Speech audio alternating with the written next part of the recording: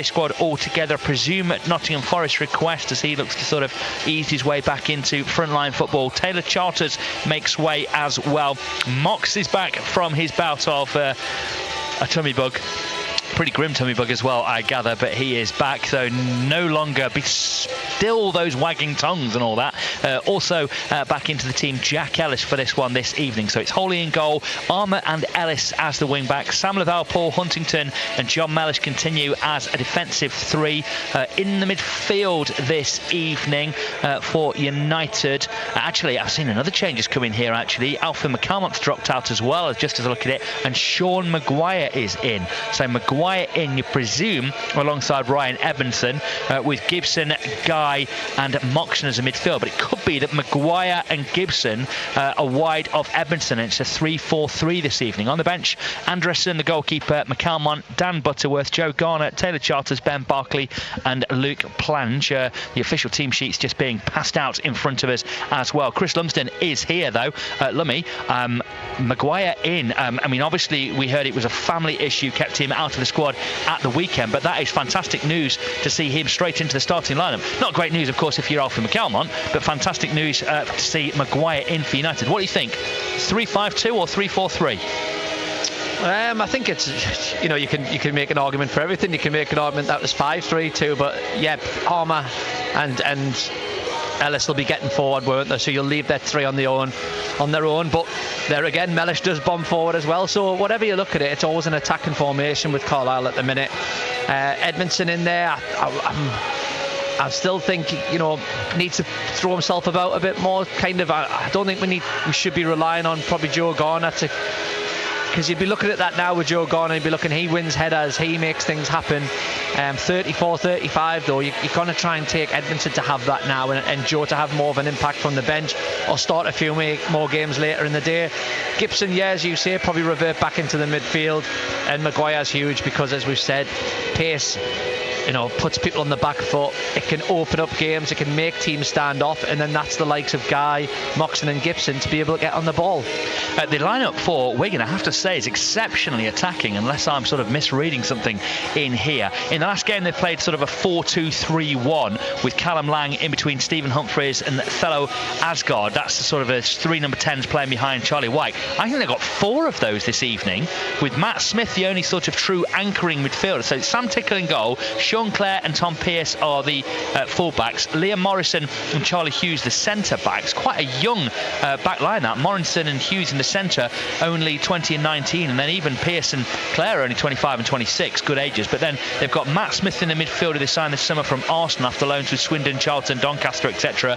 Really good, we're hearing. But then behind that, they've got Baba Adiko, Callum McManaman, Callum Lang and fellow Asgard, all of which I think are thought of wingers, or they might see themselves as wingers come number 10. So it's almost a 4-1-4-1. Well, is that the Sean Clare that was it? Was it Gillingham? He played against us for Gillingham. Yeah, Gillingham, Accrington, Oxford, Burton, Chef Wed. Maybe a different one. Is it? No, it wasn't Gillingham, yeah. Yeah, he was used to be the number 10, and so he's went into a right back position now. Big lad, but again, he's a good footballer who can get forward. So they're very attacking in what they do. They're going to get round Charlie White, aren't they? But they've also got people like Callum Lang, who I think he started at Wigan as well, so maybe why he's got the captain's armband as well. But a very talented player and a very talented squad. And when you've got people like Josh, like McGuinness, is it on the bench? How you pronounce it? Humphreys as well, who's a good player. Kel Watts on loan from Newcastle, and then you just see Ben Amos, who's had a great career in goal. So look, listen, that's a proper League One pushing for championship team, isn't it? And squad. I described them in the opening of the show as title chasers. I mean, there's no doubt they're going for that. I mean, six points on the board so far, 2 wins after 2 in the league. This is a huge test now for Carlisle United, isn't it? And there were a few grumbles and groans about the game at the weekend, the manner in which they conceded the goal and the struggles to get goals. But Port Vale might stay up this year, and they got hammered 7-0 on the opening day of the season, didn't they? It's a tough league for that there are some big hitters in this division, and United have got to find their way against the general League One side, but then they're going to also have to come up with something special against teams like, Wigan and potentially Derby County if they continue to grow. Yeah, it's a hard league, the toughest league. 4 going down, only 2 going up, and then 1 with the playoffs. You get a mix of championship teams, but you also get a mix of teams who have been there a while, who are spending a lot of cash, and then you usually get the League 2 teams coming out with a budget that'll go for it. Unfortunately, we're not one of them. We've punched above our weight massively to get into this division, but that spirit, that togetherness, and the supporters as well, we've all got a club together like we did towards the end of last season, and we've got to get them over the line in some games. But yeah, you're right, there's going to be teams that can go and put 5 and 6 past you. That's just the way it is. But we need to be strong, we need to be together, as I said, but also a lot of mental wise. The players, they need to believe that they want to be, well, if they want to be in League One, they've got to believe the League One players, and they've got to go out there tonight and show them why they're on this stage with these players they're playing against. And just finally, in the flurry of text and tweets that Paul put to you and I before we heard from Paul Simpson on Saturday, there was, I think one person said worst performance under Paul Simpson. There was a little bit of sort of nervousness amongst some of the fans. I think we're going to need to be brave and stand a bit firm, aren't we, as in the media, as the supporters. League One is going to have tough moments for Carlisle this year, but you're looking at 12 to 15 wins for safety, and then everything beyond that as the bonus. And there's like 1.5 games in as it was, and 2 games into the season is not the time to be sort of starting to worry. No, and there was nowhere near one of the worst performances, really. You think back to Harrogate here, and you think that the Crew was at 0-0, and things like that. We played some good stuff Saturday. We just, as everyone said, and we all agree, didn't have that cutting edge, and that's what we're trying to eradicate tonight with a couple of changes and bringing Maguire back into the squad, who was missed on Saturday. Yep, Chris Lumsden then, our expert here on BBC Radio Cymru Sport at taking on Wigan, and it is a pretty fearsome looking Wigan squad, but maybe this is the night and this is the adversity where Carlisle United find their way to get that first win of the League One season. You'll find out right here on BBC Radio Cymru Sport, when we'll also figure if Barrow can make it 3 wins on the trot at the start of the League 2 season. They're in action tonight away at Accrington. Adam Johnson's been joined by Jason Walker, and the pair of them hopefully have the Barrow team news. Yeah, we do indeed, James, here at the Wham Stadium for Barrow. It's 3 changes from the side that got that victory against Sutton to make it 2 wins out of 2 at the weekend, one of which is an enforced one. Josh Lillis comes into the starting 11 in place of Paul Farman, who does take a place on the bench, but we have been informed that he has picked up an injury to his quad, which is the reason why he is not starting today. He's on the bench just in case something was to happen this evening to Josh Lillis, and they would have a backup keeper there in ready, but Paul Farman is carrying an injury, which is why he's not in the starting 11 this evening. Alongside him, Tyrrell Warren comes into the back line in place of Rory Feely, who drops to the bench. George Ray and Niall Canavan complete that back 3.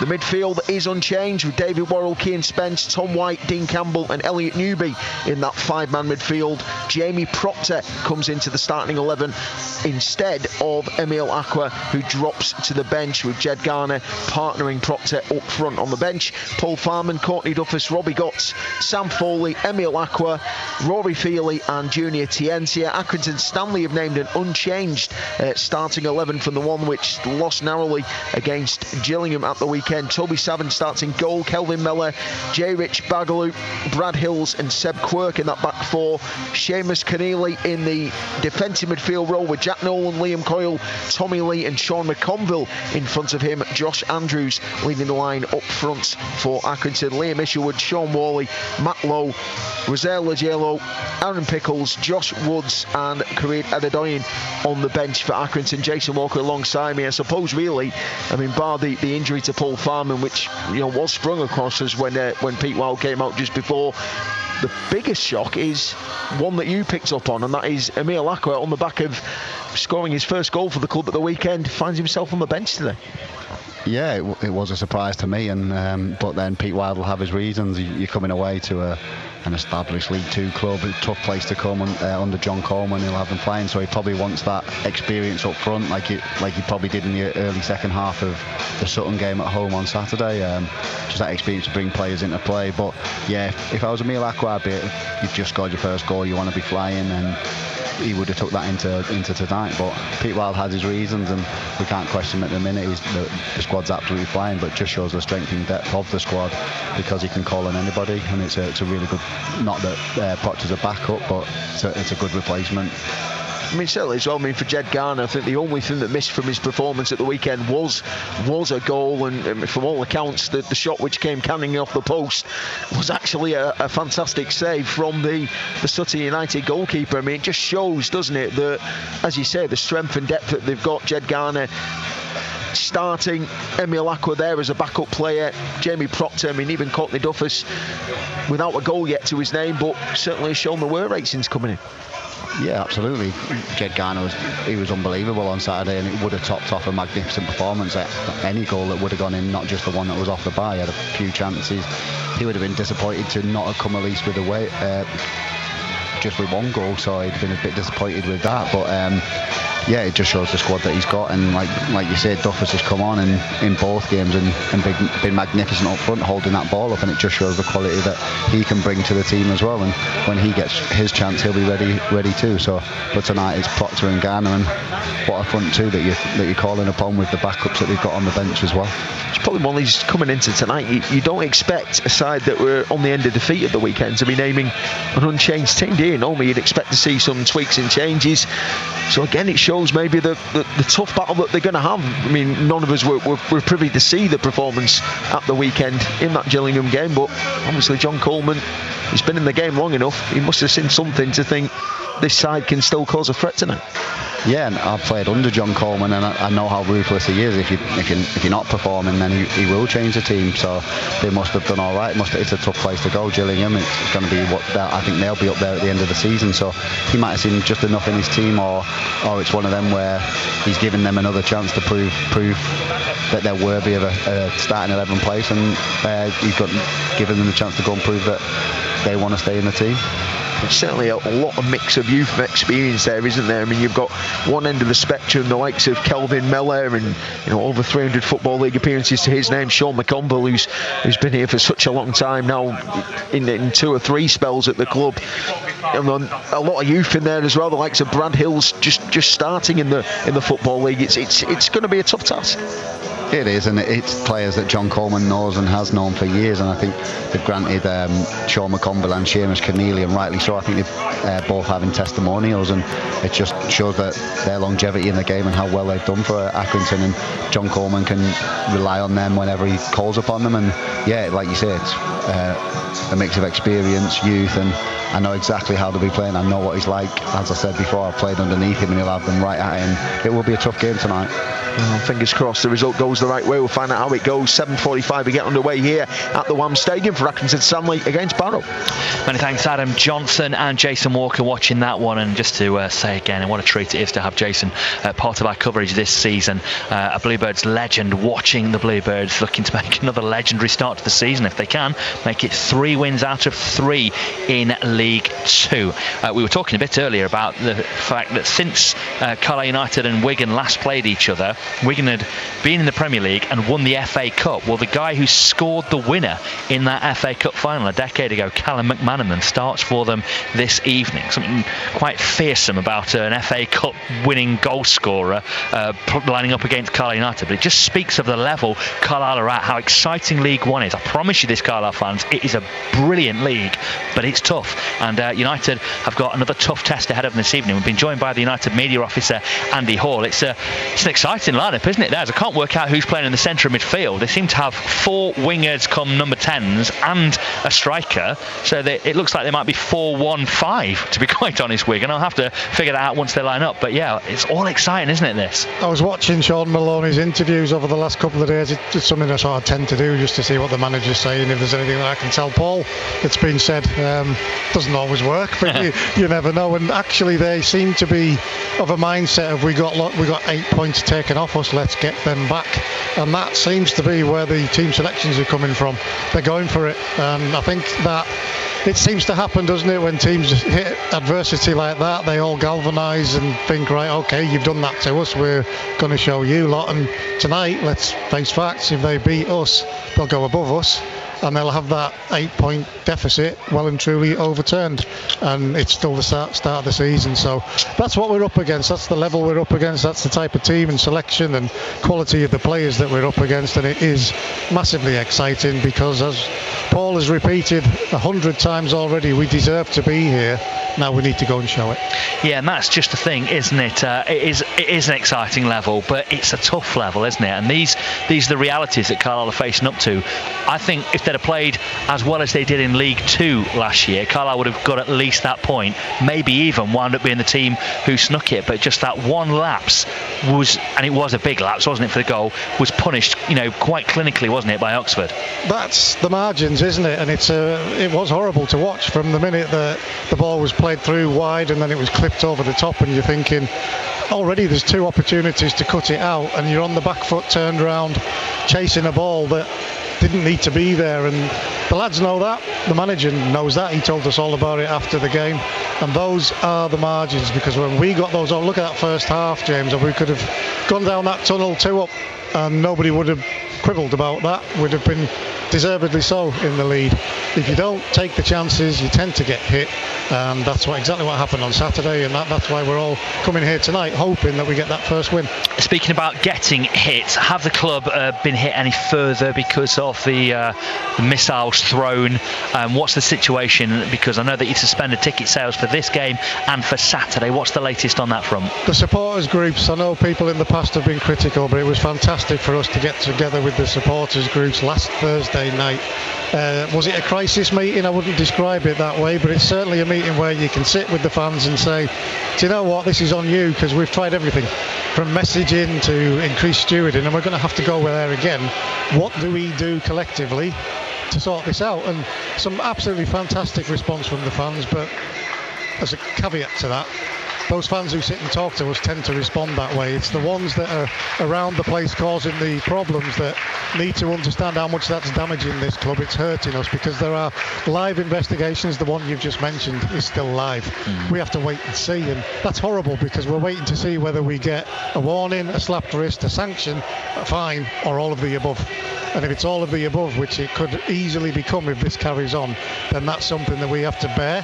It's a cross that we have to bear, and it affects Paul Simpson, who I think you've done the same as me, James. You've chucked it in there a couple of times already post-match, and we don't want to. He doesn't want to be talking about this, but when you're having to wheel the manager out, because he's such an influential, positive figure around the county and the city, to do that sort of message, something's going wrong. So that's why we got together with the fans to say, come on, please help us to stop it. We decided that yes, the ticket sales would return to normal with some increased measures in place in terms of searching, which is why we're asking the fans to get down as early as they can, because if we have to do these things, then it's going to impact on them, and if they come at 10 minutes to kick off, then they may well find that they're in a queue, because we're having to do things to stop this stuff from happening, whether it's missiles or vapes or whatever. We need to stop it, because we're getting a reputation that we are not as a club. We're a good club, and let's all get together with that in mind, have a good time, have some banter, get a bit leery, but we're a good club, and let's have that in mind. Yeah, and it's worth remembering that, isn't it? That is, reputations count in football.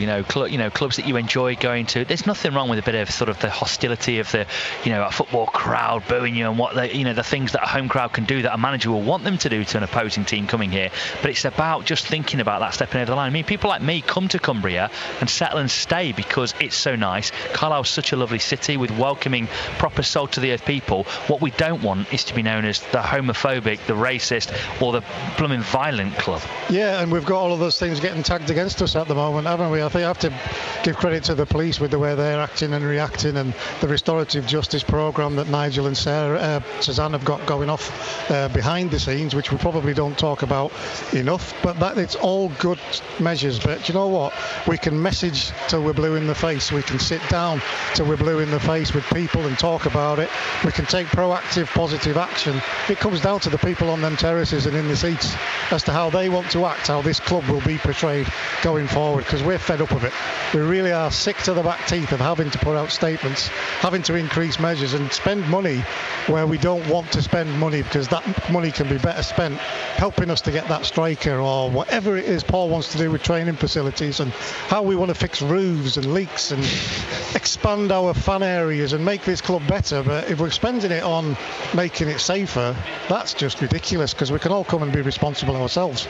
Yeah, we can certainly sort that out. Just one final thing, because I know that you've got loads of duties on a match day. The women's team underway at the weekend as well. I've been speaking to Tracy this evening, Tracy Gannon, the team boss, but underway at Preston, and then their first home game a week tomorrow at Crichton. That's a 6:30 kickoff against Penrith. So great to have all of Carlisle United's teams up and running in their seasons. And the Lionesses are doing the job for us. We don't have to bag any drums. They're doing it on our behalf. And I think when you see that it's not just women getting behind the Lionesses, it's everybody. The whole community is getting behind that level of football, because it's getting, I don't want this to sound disparaging, it's getting so much better because the quality's there, because the backing's there, and we want that to be the same at Carlisle United with the wonderful work that Tracy does. So come on, the Blues, the Lioness Blues. All the Blues. Blues. The Fox Blues, I don't know, yeah. We'll work on that. We'll get them to come up with their own version of a nickname. And many thanks for joining us. Fingers crossed it's the first win of the League One season for Carlisle back at this level. It is a gorgeous evening now. That band of sort of blue sky with sun in it has started to take over more of the horizon in front of us, looking out over the west stand, the main stand here at Brunton Park. We'll be hearing from Paul Simpson after that first defeat in the league of the season coming up fairly shortly. First though, the Kendal team news is in with Gary Woodworth. Yeah, an unfamiliar situation here for Kendal, 4 games down, and Kendal Town top of the North West Counties Premier Division table. That's on the back of James Bailey hat-trick at the weekend. The ex-Walney Island striker now has 6 for the season, and Town have a 3-point lead over both Woodenshaw and title favourites Bury. So here at Bonalswick tonight, there are changes for the Kendal Town starting lineup, and they look like this tonight, with Chris Cheetham in goal as usual. The same 2 full-backs, Ben Thomas and Dan Gray. Then Jacob Davis and Elliot Wilson as the partnership in central defence tonight. Martin Grundy, Rob Wilson, skipper, and Chris Madder in central midfield. The 3 in there. Don't forget, of course, Bailey Kenny went off injured with a knee problem on Saturday. Then at the top of the pitch we have James Bailey, Brandon Costill-Robinson and Ryan Winder. And the 5 on the bench for Kendal Town this evening are James Stanley alongside Ollie Cooper, Tom Russell, Steve Yorson and Jordan Mobbs. That's the Kendal Town team for this Tuesday evening. Should be a good game. Hoping for goals, James. Yeah, fingers crossed. Gary Woodworth watching that one. We have got John Walsh now at his game this evening. Workington are in action tonight at Morpeth. He was a bit delayed on the team coach by all accounts getting there. Fingers crossed they're in good fettle. We'll hear from Walshy fairly shortly here on BBC Radio Cymru Sport. We are looking to get what will we're all crossing our fingers for be a first win back in League One for Carlisle United this season, but they tasted defeat for the first time at this level, or back at this level, going down 1-0 at Oxford, did Paul Simpson's side at the weekend. Ball over the top has found Harris in space, and he's just tried to tow it past the goalkeeper, and it's gone in. Wholly in no man's land, let down by the defence. How did that ball get through to Harris? The centre half's on the right hand side. Lavelle slaps the turf, presume he's involved. Huntington get over. Caught in no man's land, not sure whether to come out and close down Harris or not. Wholly wound up just being absolutely nowhere, and the ball just prodded past him to give Oxford the lead. 76th minute, a calamity of a goal to concede in what's been an otherwise good performance. It's Oxford 1, Carlisle 0. Paul, you must be frustrated to have got nothing from that today. A really battling, gritty performance, and one rash moment lets you down. Yeah, very frustrating, because I think particularly first half. I thought first half we were certainly better than we were in the second. We lost our way a little bit. We lost the control that we had. But yeah, it's a bit of a lapse in concentration for the whole of the game. We've tracked runners, we've talked, we've organised, and we have that little momentary lapse where we don't do that job. Harris gets in behind us, and yeah, listen, it's not the cleanest finish he'll ever have, but he did what he needed to do. He got the finish. So yeah, massively frustrated, and we've just got to pick ourselves up and go again. If the players sort of got their head around what happened there, it just sort of came out of nothing, didn't it? Well, Brannigan made a run into the channel, the sort of our right back channel, and Hunt went across with him, and then Harris has come across John Mellish and just got ahead of him. I've got to say, looking at it and freeze framing it, it's really, really close to offside. Maybe some days we'd get it in our favour. Today we didn't. But it's just that little bit of concentration that we just let it slip just for a fraction of a second, and they got caught for it. It's what we all came here for, isn't it? League One has that extra level of quality. If you just switch off for a moment, you get caught out. No, the higher you go up, the more you get punished for mistakes, and today we've been punished. I thought over the game we've done a hell of a lot of good things, really have. I just hope this isn't going to be a season where we're talking about we've done lots of good things and got nothing from it. We have to find a way to win games. That's the top and bottom of it. It's going to be tough because it is a new level. It's a step up for everybody. It's a level that I think we're more than capable of coping with, but we have to just get down to getting that first win on the board, which will just give everybody a little bit of ease, and hopefully that'll come on Tuesday night. And like you gave them very little, they gave you very little. No team just seems so far from what we've seen ready to roll over and gift you goals. No, nobody will. That's what happens. You have to earn everything, and I thought we did lots of good stuff right up until that final third. I just don't think we didn't commit to whatever we were doing fully, whether that be a shot, whether that be a cross, whether it be a run. We just didn't commit 100%, and that's what we've got to get to. It's been brave to go and do it with real meaning, and that's what I was wanting. That's what I asked of them at half-time, because I thought everything was good, lots of good stuff up to that point, but I just said, let's just get a bit more commitment, and let's...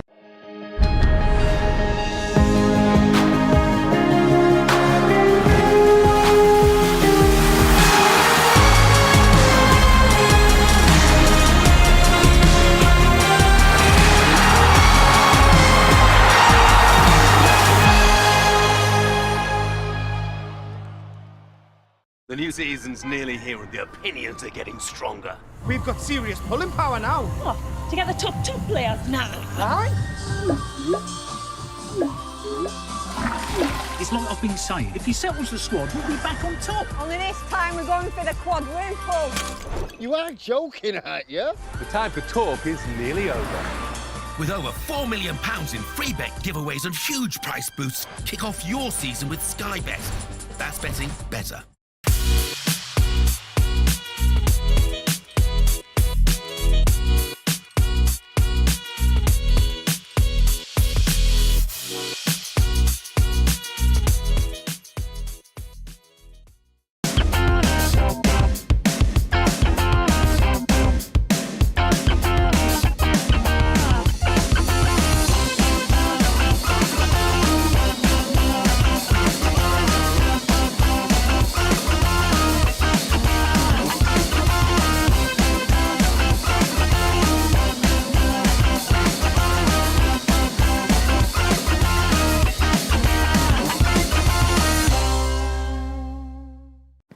You're built different. Breathing new life into broken. Taking matters into your own hands. Assembling big dreams from the small things. Never stopping until you find the right part at the right price. That's the eBay way. Hello, football fans! This is a smart meter display. It helps you tackle energy usage, manage your spending, and keep you on target. Now that's a hat trick. Search Get a Smart Meter today.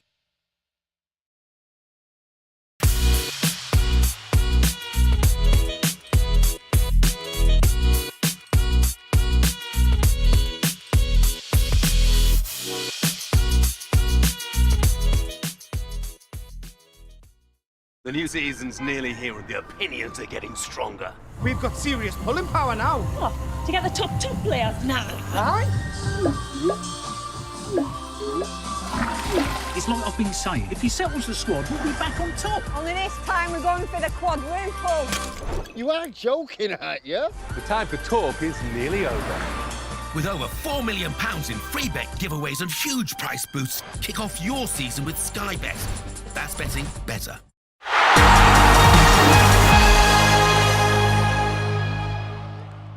of a small lapse in concentration and a League One side have punished us where maybe last year would have got away with it. Yeah, it might just have been a great point rather than this slightly sunken feeling now. I also thought when things were going well in the first half, Jordan Gibson was very lively as well and really threatened like something was going to happen through him. Yeah, I think Jordan's done really well so far. I'm playing him out of probably his favourite position.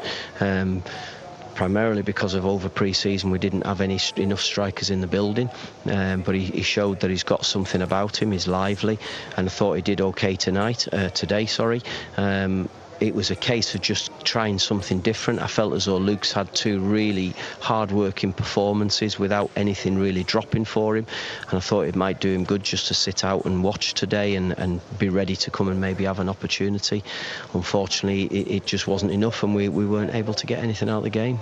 Great challenge against a really big side, even at this level in Wigan on Tuesday night. But it's the sort of challenge that you're either going to flourish or not in. Well, we've got to enjoy the opportunity. We've got a great game to look forward to. You know, a team who have been up in the heady heights over the last few years and have had their problems. Now we've got to make sure that we're ready for it. We've got to, whatever team gets picked, they've got to show the enthusiasm, show the desire, and go and give it the best shot in front of what I would imagine will be a really enthusiastic home crowd. Any other niggles or things do you have to manage, for instance, Paul Huntington with all of these games in close proximity? No, I don't think so. No, I mean, Finn back, we need to make contact with Forest and see where they think Finn's at. But if Finn can't play, we've got a real able replacement who can come in for him.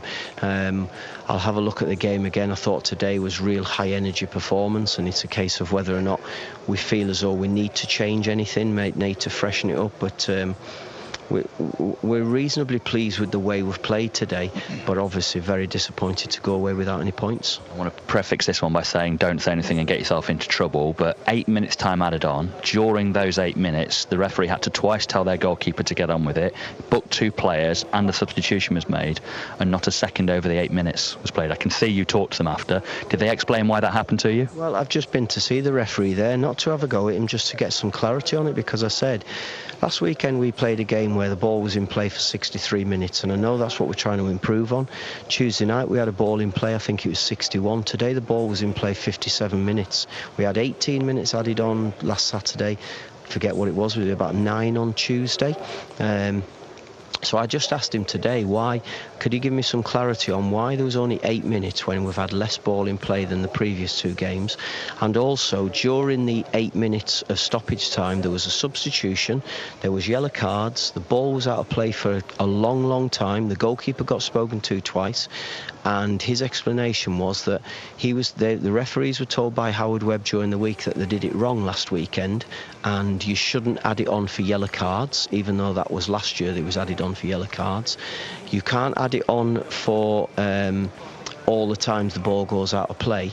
He says, I accept maybe I should have added a little bit more time on, but I've just said to him, surely if Howard Webb and the PGMOL are making those decisions and having those conversations, it'd be good if we could be told about it, because we're asking for a bit of consistency, and it's the referees who are in the firing line because they're the ones who get spoken to.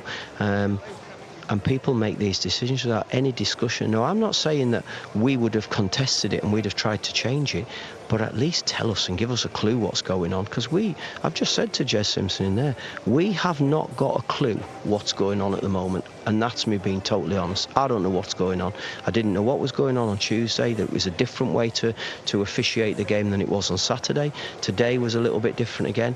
So it's frustrating, and listen, that's not why we lost the game, but I do find it a little bit frustrating because there's no consistency. Yeah, that's United boss Paul Simpson speaking, Chris, on that refereeing situation at the weekend. Just to sort of underline that again, I think Carlisle could have played another half an hour potentially, and just the way things went on Saturday, they might not have found a route to goal. But to have no time beyond that 8 minutes added on with all the things that happened in the time added on, it's just that, as Paul was saying there, it's just that lack of consistency that leaves us all scratching our heads and sort of a bit annoyed about it. Yeah, well, it's irrelevant how we were playing, isn't it? It's up to the referee to get a grip of it. They put 8 up, as you mentioned, was it 2 corners, 2 bookings, goalkeeper time wasting. Yeah. and just nothing at all. And then for afterwards, Simo to go to him with the stats and well thought out stats and with evidence. And then the referee, I don't know if it mentioned in that interview where the referee said, yeah, I probably should have played a bit longer, but also the referee saying Howard Webb had done it wrong. So hey, told them they'd done it wrong, so what chance have you got? What chance indeed. And it's not even the worst incident around refereeing at the weekend. Did you see the Manchester United Wolves game? It's, you know what, people are saying they'll get an apology today, which I think they've had, and they've dropped the referees. What happens at the end of the season if it's all on that result and Wolves lose, I know that the figures are wrong, lose 40 million, 50 million because of going down and things like that, or managers lose their job and you know, it's just they don't understand sometimes that. I think a lot of people, supporters as well, because you see the arguments, why they're so bothered, they earn this, they earn that. They earn that because they've worked all their life to be professionals, which has meant at school, in academies, fighting, scrapping for everything, trying to be the best, and that doesn't suddenly go out of you. Maybe a couple of percentage it does, your David Bentleys and people like that, but the minute you earn that money, you suddenly don't become, you know, if anything, you're settled in your head that you've got that money, you're still competitive, but you can focus even more, and the pressure is more about winning. That, you know, that's the be all and end all even more, because you know everything's sorted off the pitch. So these professionals, you know, Wolves have played so well, rose to the occasion, made Man U look unfit, average, disjointed, and you know, they should take a little bit of the blame. They should be scoring some of their chances, but to keep carving out chance after chance and then get denied by a blatant penalty. And why doesn't the referee just give it? Because then VAR will get him out of it anyway. Well, I think it's one of not just the worst decisions I've seen in the VAR era. I think it's one of the worst decisions I've ever seen. I mean, I don't know how, because he's quite a good ref, him, isn't he? Yeah. Well, so if you haven't seen it, Andre Onana comes out to try and claim the cross. The Wolves defender heads it square because it's in the Manchester United penalty area. He's up for the corner, heads it square, and then Onana clatters into him, both arms around his sort of head and neck, and completely wipes him out. And the ref didn't give it, which, you know, is understandable. It's a bit like the line nose not flagging for offside immediately. Got to give it. No, I agree. He should have given it, and that apparently that was said as well. But then you've got VAR saw all of the angles. As soon as the TV coverage saw that, they said, oh, it's going to be a penalty. It has to be. Look at it. Completely wiped him out. And then they just went through angle after angle after angle, and then suddenly they said VAR review finished. They didn't even take the ref to the monitor. I'm absolutely astonished. I think demoting them for the weekend is the least they should be looking. There needs to be an actual proper inquest into how they arrived at Stockley Park at that decision, to not even give the referee the chance to see it again in stoppage time at Old Trafford to deny Manchester United a win. Absolutely astonishing. So there's some of the refereeing scenarios around at the moment. But Paul Simpson, that's saying just in our league then. Yeah, exactly. It is up and down. There's confusion over the new time being added on at the end of games. Howard Webb's told all of the referees that they all got it wrong, which can only mean that he miscommunicated it to them, and so did the PGMOL for that opening weekend, where we all went through 18 minutes with Carlisle, 15 minutes with Barrow, 22 at Stevenage, which sounds about right, to be quite honest. So we'll see what happens. I think that'll be right cut down. I think that we'll be back to the 6s and 7s from now. I think that'll be top. You know, I think we'll be hitting 6s and 7s for that'll be the, unless there's a big injury. But you know, the way it was going to go from the first day of the season here, you were looking at constantly 12s, 13s. Well, 13 extra kilometres run by the Barrow players in stoppage time, and 17, Paul Simpson reckons, the Carlisle players in their stoppage time. That just shows the broader implication of this added time. We'll see what the situation is tonight in our EFL games. Workington Reds are at Morpeth tonight, at the top of MPL Premier after their stunning start to the season with that 5-0 win against Ashton. John Walsh is there. Walshy, good evening to you. Good evening, James. Bit of a grind to get there, I understand. Absolutely, and in Carlisle, because we came a different way, obviously, with being in the northeast, normally go Penrith, picked the lads up at Carlisle on the far side of Carlisle, but it was such a job to get through the traffic, so we lost half an hour in Carlisle, and we arrived at the ground about between 10 to and 5 to, which normally we would have been here about 6:30, so a little bit delayed in getting preparations underway, but they're all out now and working out on the pitch. It's one of these artificial pitches as well. It's a nice little setup here at Morpeth, I should say. Nice little ground, picturesque. trees all around the background. As I'm looking out, looks like a greenhouse, but in fact it's a very nice clubhouse with a balcony. We were invited to watch the game from the balcony, but it's a bit inclement. It's dry at the minute, but there has been some nasty showers, so we chose to come across to the other side of the pitch in a little stand. Well, it's quite a lengthy stand, which is very, very comfortable. So yeah, we're happy. We're here. The players are happy. They're out there getting warmed up. All we're waiting for, James, I know that is your next question, all we're waiting for is the team sheet. But looking through the lads who are out there, I think the one that I can see definitely missing is Dan Wordsworth. That's no, he might be there. No, I think it's Dan Wordsworth's missing. Certainly Lewis Riley's out there, who was one of the absentees on Saturday. He had a hamstring problem. It was possible that he would be playing tonight. Finn Wallbank, one of the new players, he was missing on Saturday, but he's out there as well. So I think that we'll see. Well, I think Danny hinted in his interview after the game on Saturday that there would be changes. Any injuries would add to that. So there will be changes from the side, which got off to such a wonderful start with that 5-0 win over Ashton. So as soon as we get that, James, I'll be on to you to say we've got the team sheet. Many thanks, John Walsh, watching that one. We'll hear the teams then for the Reds at Morpeth in NPL Premier. We're also going to hear from Jimmy Marshall, the Kendall boss, his side top of North West Counties Premier as well fairly shortly. Before all of that, though, let's hear from Jamie Proctor. He got the winner for Barrow at the weekend as they beat Sutton in his debut goal, and it keeps Barrow a 100% start at the League 2 season. Goes back to Tientia. Inside it goes to Spence. Nice little footwork from the Barrow midfielder. His ball forwards blocked. Goes back to Sam Foley.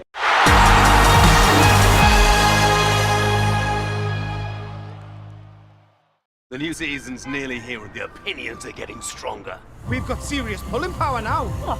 To get the top 2 players now? Aye? It's like I've been saying, if he settles the squad, we'll be back on top. Only this time we're going for the quadruple. You are joking, aren't you? The time for talk is nearly over. With over £4 million in free bet giveaways and huge price boosts, kick off your season with Sky Bet. That's betting better.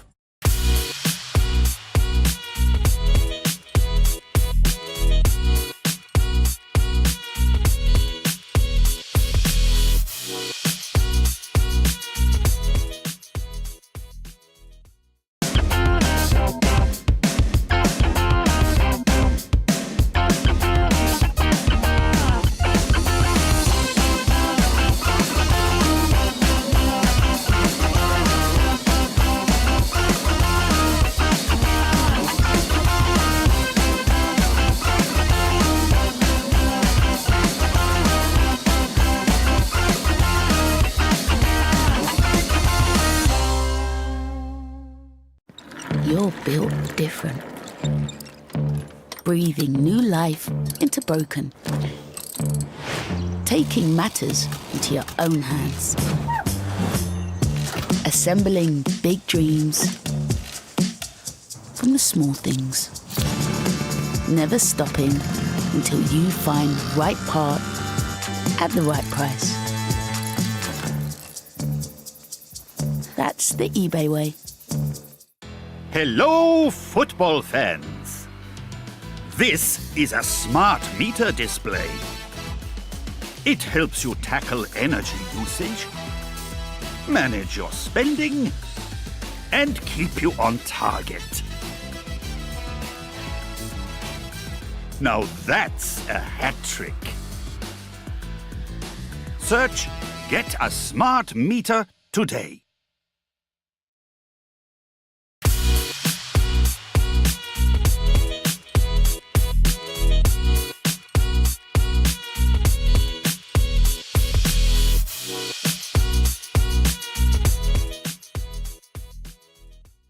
The new season's nearly here and the opinions are getting stronger. We've got serious pulling power now. What?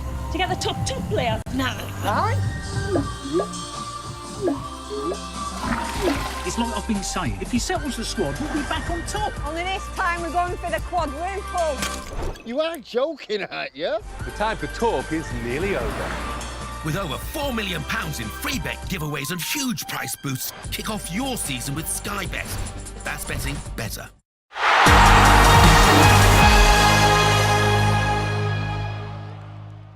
and kept doing it and hoping that something fell for us. But I'm sure you could have seen that the supporters would have seen today. We tried to move it across the back. We tried to play that extra man that we had, and we kept doing it. And at times it wasn't working. And it's easy to then think, you know what, it's not going to be our day today. Let's start slinging it in and let's change the way we're playing. And fortunately, we didn't do that. We carried on, changed the shape a little bit, got some men further up the pitch, and that paid dividends in the end. And I think it's that belief that, look, we know what we can do. We worked on it. We know where the spaces are. We know where our strengths are. Let's keep doing it and stick to what you believe in. And I think that was evidence of that today. I mean, never mind for your goal to get the winner, but I mean, a word for your strike partner in Emil Lacquer to get his first Football League goal and sometimes since his time at Southend. And I mean, what a way for him to do it, the tightest of angles possible to squeeze that in. I said to him at the end, the shift he put in, I thought was brilliant.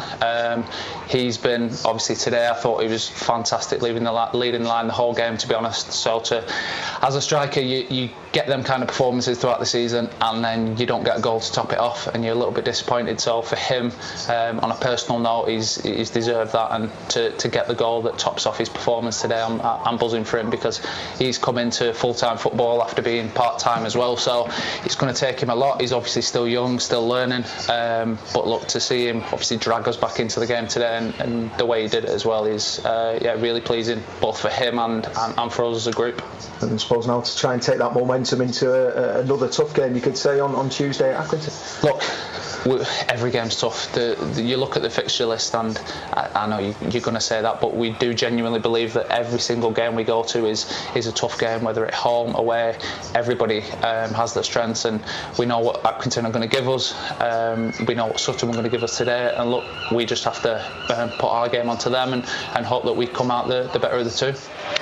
There you go, that is the Barrow striker Jamie Proctor after his goal-scoring start for the Bluebirds at the weekend in that win against Sutton. We'll bring you the Workington team news with John Walsh very shortly, ahead of their game tonight at Morpeth in NPL Premier. But in North West Counties Premier, Kendal look to stay 100% going into their 5th game. They're at Barnoldswick Town, and Gary Woodworth has a reminder of the Mint Capes team news. Yes, 3 changes from the side that started on Saturday against Litherland. In come Martin Grundy, Elliot Wilson and Christian Mather. So Kendal 4-3-3 with Chris Cheetham in goal, Ben Thomas and Dan Gray the fullbacks, Jacob Davis and Elliot Wilson in central defence, the midfielder Martin Grundy, the skipper Rob Wilson and Chris Mather, with Brandon Crossgill Robinson, James Bailey and Ryan Winder at the top of the pitch. And the 5 on the bench for Kendal Town this evening, James Stanley, Ollie Cooper, Tom Russell, Steve Yorson and Jordan Moms. So Kendal with a 100% record at the start of the new league campaign, and I've been talking to Jimmy Marshall ahead of tonight's game. Well, Jimmy, lovely evening for football here at Barnoldswick, and another decent test, I think. Yeah, another really good test for us away from home on a Tuesday night against a good side. We know this game's going to be really tough, but the lads are up for it, and yeah, like I say, it's a better evening than it was yesterday. So nice sunny evening and hopefully a good game of football. Barnoldswick side that know this division really well and are unbeaten so far this campaign. Yeah, they've recruited well over the summer. They've got some good players, so we're not under any illusions. We know tonight will be a tough game. I've just said to the lads, be pleased with where you're at, but also be wary that, the minute we take our foot off the gas, we'll get punished at this level. So hopefully we'll go and put another performance in and get another good result against a tough side. You talked about having to rotate the squad to get games in and to make sure that you've got preparation in case players have to come at the last minute. What was you thinking tonight? Were you going to change the team tonight anyway? Yeah, we've mixed it up a little bit in all games, to be fair. We're just trying to keep them as fresh as we can, just to keep the squad right and keep everybody, we aren't running them into the ground. We felt that last season that was one of the things that we struggled with because we didn't have the squad. We ran them into the ground, played them Saturday, Tuesday, so it was one of those where we think that we've done all right with it so far. Lads are remaining fresh. We've picked up a few injuries, but that's just football, isn't it? And but we know we've got a good squad, and we've got faith in any of them to go and do a job for us when we need it. Most non-league managers, particularly for midweek games, particularly for away fixtures, seem to spend pre-match on the phone just making sure everyone's going to turn up on time. Yeah, that's always a problem. I've got certain players in my squad that I always worry about as well. So yeah, it's one of those. It's on a match day though. It's so tiring because it's constantly. Even on a Saturday, 8 o'clock in the morning, your phone starts and it doesn't stop till long after the game, and it's same on a Tuesday night. So, but yeah, we're all good. We're all up for it and looking forward to a tough test. And as I mentioned before, you've got sort of split responsibilities because you leave Gavin Clark to do most of the work on the pitch pre-match. Yeah, I mean that's what we did last season. Andy did most of it as well last season. Gav's come in and he's been really good. A little bit different, but Andy was really good last year, so I've been lucky actually to have 2 cracking assistants over the last 2 seasons, and as I say, it just gives me a little bit more time to be able to go and manage and speak to players individually and do things I don't want to be getting involved in too much on the pitch in a match day. I've got enough on doing everything else, so yeah, it's a really good balance at the moment, and yeah, we're in a good place, but like I say, we need to be on it, and tonight will be a tough game, but one we're up for. Being top of the table and certainly being above Bury means that a lot of attention comes on you. Yeah, I think so. I've just said in there that a lot of teams will be looking at can we be the ones who sort of take the first points off them, and rightly so, but it's a tough league. You're going to win games, you're going to lose games, and I think mostly in this division it's about how you react, and if you drop points, can you go and then react in the next game? So we're pleased with our start, but we've got to keep us foot on the gas and keep working hard, and we'll have to put a real shift in and do things right in both penalty boxes if we're going to win this game tonight. I know a lot of the attention's been on James Bailey and his scoring start, but is the most pleasing thing for you maybe the fact that you've kept it so tight at the back and only conceded 1 so far? Yeah, I'm a bit disappointed actually to concede 1. But yeah, no, listen, from where we were this time last year, it's light and day. So we just think to ourselves that we're a lot more solid as a unit, and we've got better options through the spine of the team, and we're better as a unit defensively and going forward, to be fair. James has come in and done brilliantly, but there's a lot of lads behind him who are doing a lot of unrecognised good work, and it's a real team effort. We've got no superstars here, 16 lads week in, week out, working the tripe off for each other, and that's what I love to see. It's you work hard on a weekly basis, and if you can get the results, then it's great to have that winning feeling in between games, although you don't get it too long, because the next one's upon you very quickly. That's Jimmy Marshall, who's Kendall Town are at Barn Oldswick this evening in North West Counties Premier, looking to stay top and 100%. So too are Workington at Morpeth in MPL Premier. John Walsh has the Reds team news. Yeah, 2 changes, both at centre-half. The 2 players who are on Saturday with Sam Smith and Dan Wordsworth are out injured, so Stephen Rigg and Finn Wallbank comes in. Wallbank, the new boy. The team is Atkinson in goal, Roxburgh and Bell are the 2 full-backs. Rigg and Wallbank will be playing at centre-back. Carroll, Simonton and McCarriger are the midfield. Allison, Moore and Tinian are up top. Subs are Riley, Leslie, Casson, Hubbold and Hamill. John Walsh watching that one for you. Gary Woodworth watching Kendall as the team prepare to come out of the tunnel here at Brunton Park. No, it's just Kit Mancole. Not quite the teams just yet, but we are closing in on kick-off in all of our action. On another Tuesday in a couple of weeks' time, we'd have been considering Kendall and Workington commentaries. Such has been their impressive starts to the season. For tonight, we'll keep you posted on how they're getting on throughout the course of our 2 live games. Barrow at Accrington with Adam Johnson and Jason Walker on DAB and medium wave tonight. And on FM and Freeview channel 721, Carlisle host Wigan, looking for their first win of the season in League One, in front of me, James Phillips, and the former United midfielder Chris Lumsden. Carlisle and Barrow, exclusively live. BBC Radio Cumbria Sport. Yes, and Thunderstruck playing around us here at Brunton Park as we get in the mood and ready for the big off on BBC Radio Cumbria Sport. Carlisle United here have got Wigan, one of the big hitters in this division. If you've not heard this delightful stat fished out by Paul Newton a little bit earlier, the last time these 2 sides met was in the 97 season. Carlisle United winning both, I should add. In between then, Wigan have been in the Premier League and won an FA Cup. since the sides last met in the league. They actually met as well in the EFL Trophy in the year 2000. I think with Carlisle winning that one as well. On this occasion, though, I'm sure Chris Lumsden, Wigan will come into this one as favourites, just with their stature and some of the players they've got in their team. But on nights such as this, under the lights, with the drama that is Brunton Park, you just never know which way a game will go. That's the beauty of it, isn't it? The beauty of League One as well, the beauty of football, that you just never know. And you're right, I think the lads will be, happy who've got 3 games into them now. They'll be feeling a little bit fitter. On a night time, you always seem to. I said that against Harrogate and it didn't look that way, but another 90 minutes or so on Saturday, and now a good game here against Wigan, where they know they've got to raise it, they've got to be at their best, because this is some team and some squad that Wigan have got. It most certainly is. It is a squad of stars. The man who scored their FA Cup final winning goal, Callum McManaman, is in their team tonight, 10 years on, Chris. He's obviously been away and come back, signed from Tranmere, where he was last season. But to have him as a sort of a forward, Callum McManaman, not sure whether it'll be a number 10 or a winger or even start up front alongside Charlie White this evening, just shows the calibre of player that Wigan can attract. Yeah, and of course, and I think as well, the older they get, the cleverer he'll get. So even if his pace is not what it was, he'll be able to drop into little pockets, even at number 10s at times, get on the half turn, play little balls through. Yeah, he'll be a threat, like they all will, but they've got a lot of people in there who can make things happen. Charlie White, who can run in behind or hold it up, and I'm looking forward to seeing him, especially after everything that he's been through. Here come the teams.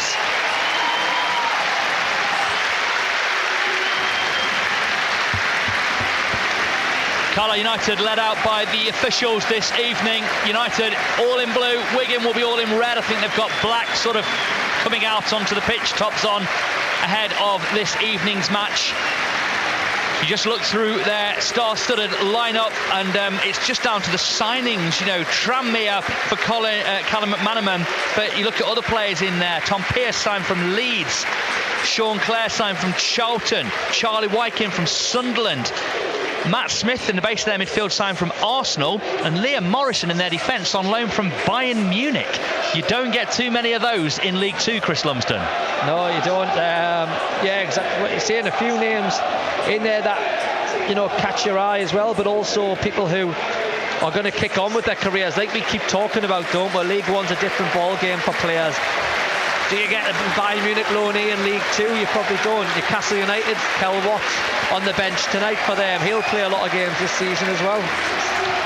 Liam Shaw on their bench too, on loan from Celtic. All sorts of big clubs around the players who've come in for Wigan. We're talking Wigan up, why wouldn't we? They're going for the title in League One. They're looking to address the 8-point deduction for financial issues that left them floundering at the foot of the table out before a ball had even been kicked. They could cancel that out and go above Carlisle with a win here at Brunton Park this evening, and then start to motor up that table, as I'm sure they will want to. That is their goal under Sean Maloney. For Paul Simpson, the first port of call is survival, Chris, and the smart money seems to think 12 to 15 wins should make United get towards that 50-point mark, with the draws that would come with that as well. Yeah, I think it's, we're going to have to work that out, and we're going to have to talk about it. Of course we are, but I just think this is a great game for Carlisle, isn't it? I think these are the games you think about when we're at Wembley, aren't we? And before the Wembley, and thinking if we get up into that division, who we're going to play and who we want to play. And this is that tonight. But you were right before the game. We've got supporters have got a massive part to play, helping these players understanding what kind of division it is. Punched above our weight to get up here, and now we've got a real job on our hands to have patience with them, be understanding, get behind them, and understand how good this division actually is. There is talk of potential new owners for Carlisle United, at least one group we understand talking to the club, potentially more as well. We shall see on the way that develops. All sorts of bright things in the future, and a bright thing in the dugout, of course, in Paul Simpson. It's time to be with your club. on BBC Radio Cumbria Sport as Carlisle United prepare to face Wigan. It's going to be Wigan who get us underway here at Brunton Park. Carlisle will defend the Warwick Road end in the first half. Ticket sales have reopened in there, and we are underway in League One. Third game of the season as Carlisle look for their first win in League One. We'll find out if they do that right here on BBC Radio Cumbria Sport. We'll keep you across our other games, but here Wigan on the ball. They've given it away, edge of their own area, trying to play. Moxon looks to slide in the ball, not his best pass, and it's cut out in the midfield there by Wigan on the edge of their area. And once more they're looking to play with Smith out to the left back. Pearce coming forwards here. Moxon pinning his ears back, trying to get around his man. He's been 1-2'd though. Smith gives it back out to Pearce on that left hand side. Fairly lively start from Wigan. That looked like it was played to me off there, number 10. The referee says no, and it is out for a throw into Wigan in the middle of the Carlisle half. But a lively start. Matt Smith, that young lad from Arsenal, who we were told is exceptional, better than League One according to the Wigan media team, and a bright start from him so far, Chris. Yeah, got the passes. Yeah, Moxon got the ball. Chance here for Wigan, edge of the penalty area, looking to get past Carlisle United, but Carlisle cut it out with Mellish. Yeah, he started in midfield, ball over the top. It looked like it hit the arm there of the defender Morrison, but I don't think there was anything deliberate in that. Wigan play it down the line and have to play for a throw into Carlisle United. Just a quick reminder then, the Carlisle team, Finn back out, Ellis in, also Moxon in for Charters, and McCalmont out for Maguire, who comes into that starting lineup for United this evening, which is great to see Maguire back from the family issue. Oh, Jordan Gibson's just been caught on the ball, won it back, but Wigan have it with Wyke in the Carlisle half, out to the left-hand side, and there number 10, Asgard, trying to bring them forwards, edge of the area, a couple of back heels, they still might get onto this, cut out by Lavelle, stepping out of defence. He's on the left of the two in there. Carlisle look like they're a 4-3-3. We'll have more on that in a minute. Gibson on the ball, passes infield to Callum Guy, back to Gibson, and they've kept the shape. Nice left-footed ball across the defensive line to Lavelle, who's on the left of the two in the middle. Just making sure now, because we're a 4, that Ellis has got a tuck right in, and when the ball went the other side to Ellis, they were getting onto Armour. Lifted down the line here, looking to flick it on, has flicked it on Edmondson, managed giving chase after it, goes through to the goalkeeper. Just a bit too much on that nod on from Edmondson, but a good early win from him, and he drives out to this right-hand side to try and stop his man getting away. Pearce, the left back.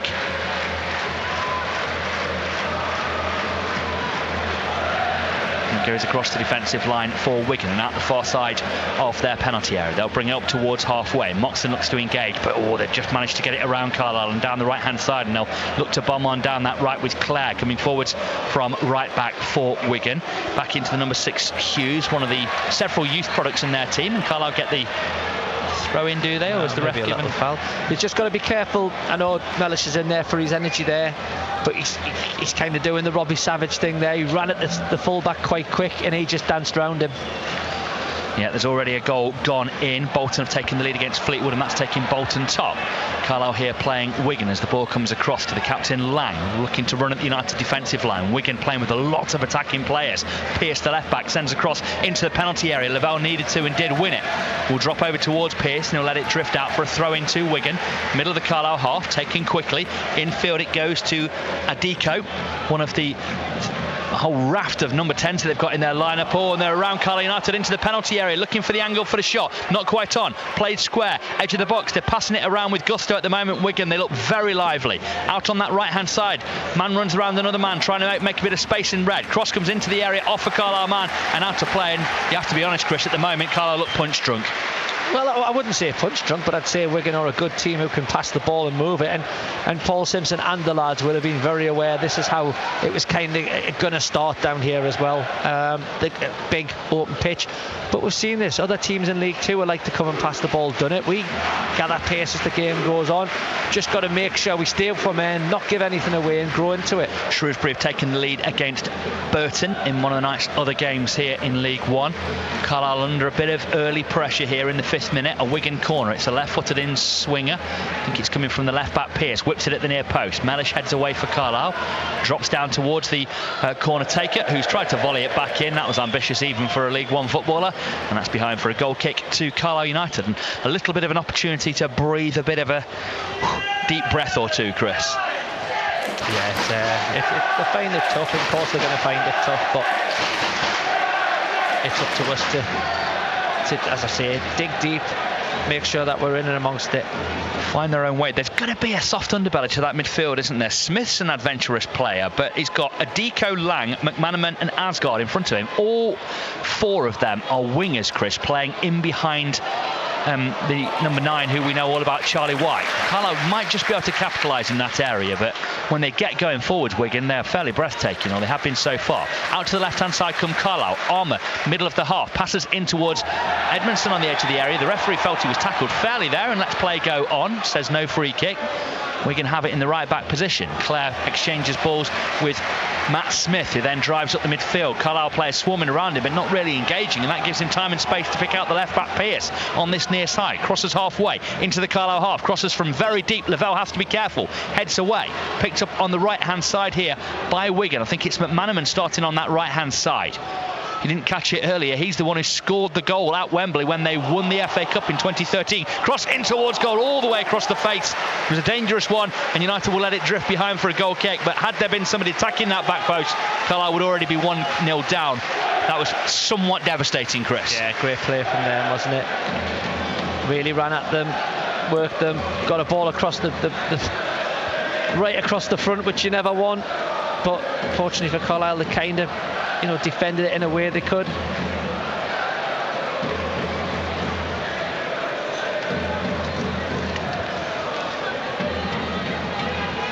I'm being told Ben Watson scored their FA Cup final goal. Maybe I was thinking about the semi-final goal. Callum McManaman. Paul Newton's busily written that one down away to my right. Good to have him here. Just an observer tonight ahead of the game against Exeter at the weekend, when they'll be back on presenting duties here at Brunton Park. Thrown on the right hand side to Wigan in that Carlisle half,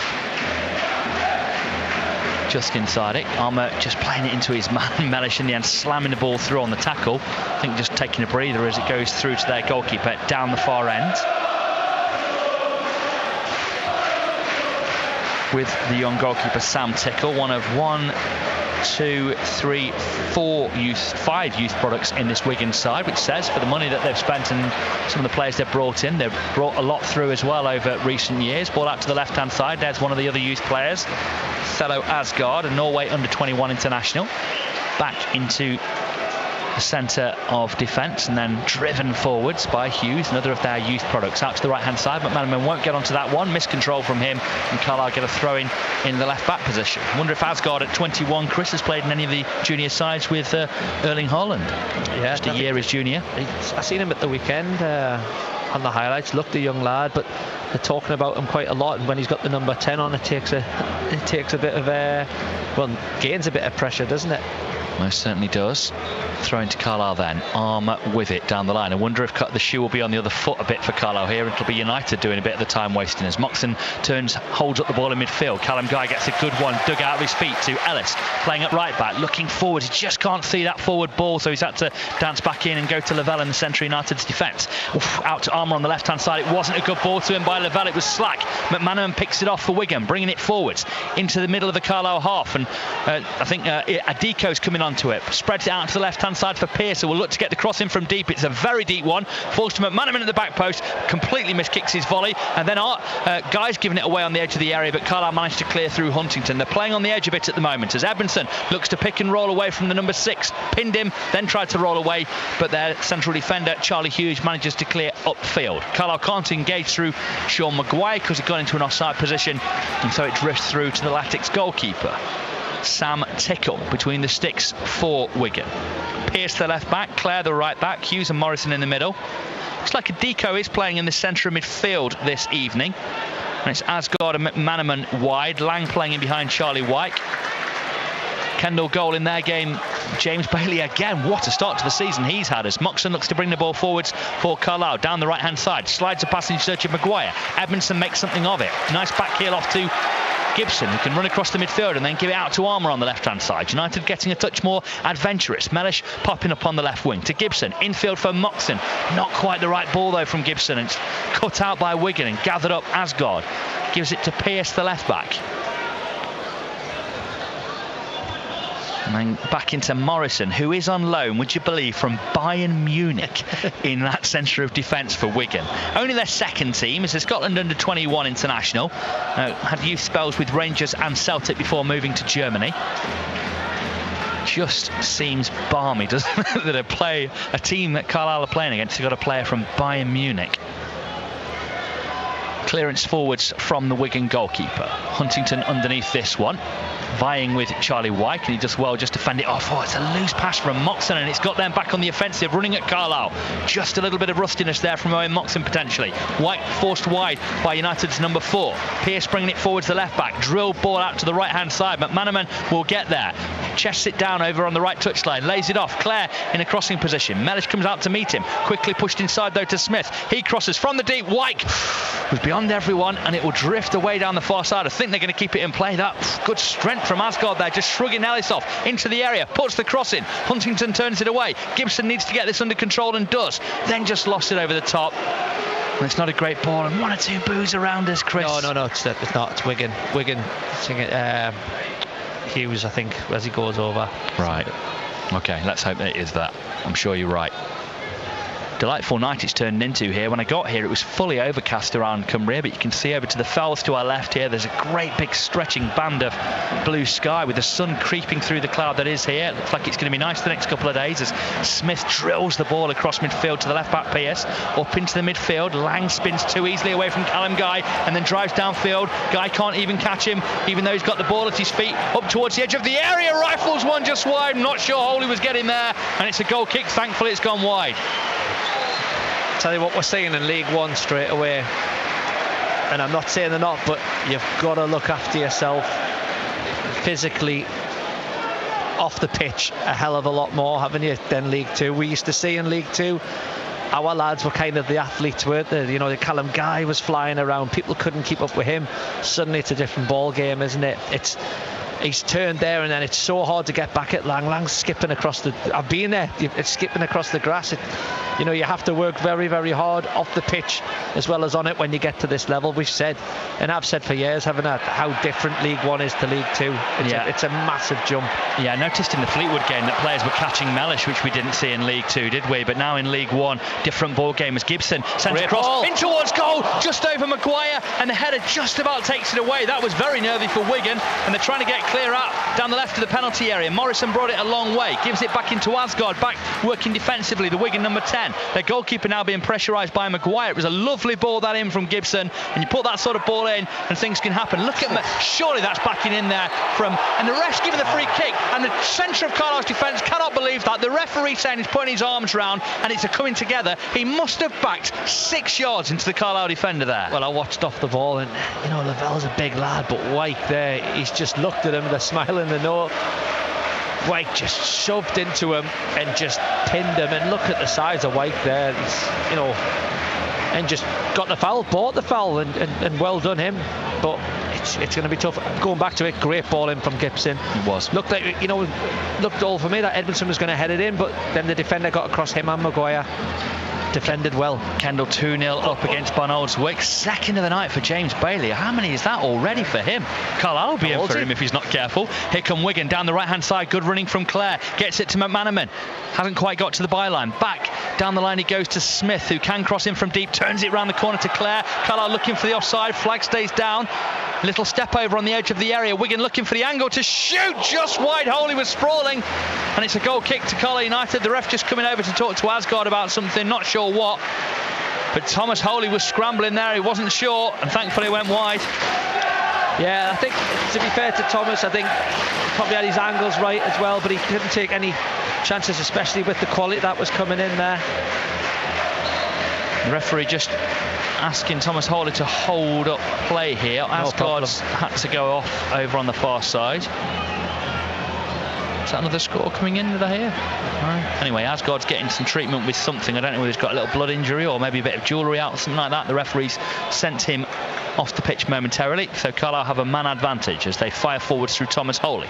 Under it, Maguire makes enough of a nuisance of himself that Carlisle get the throw in.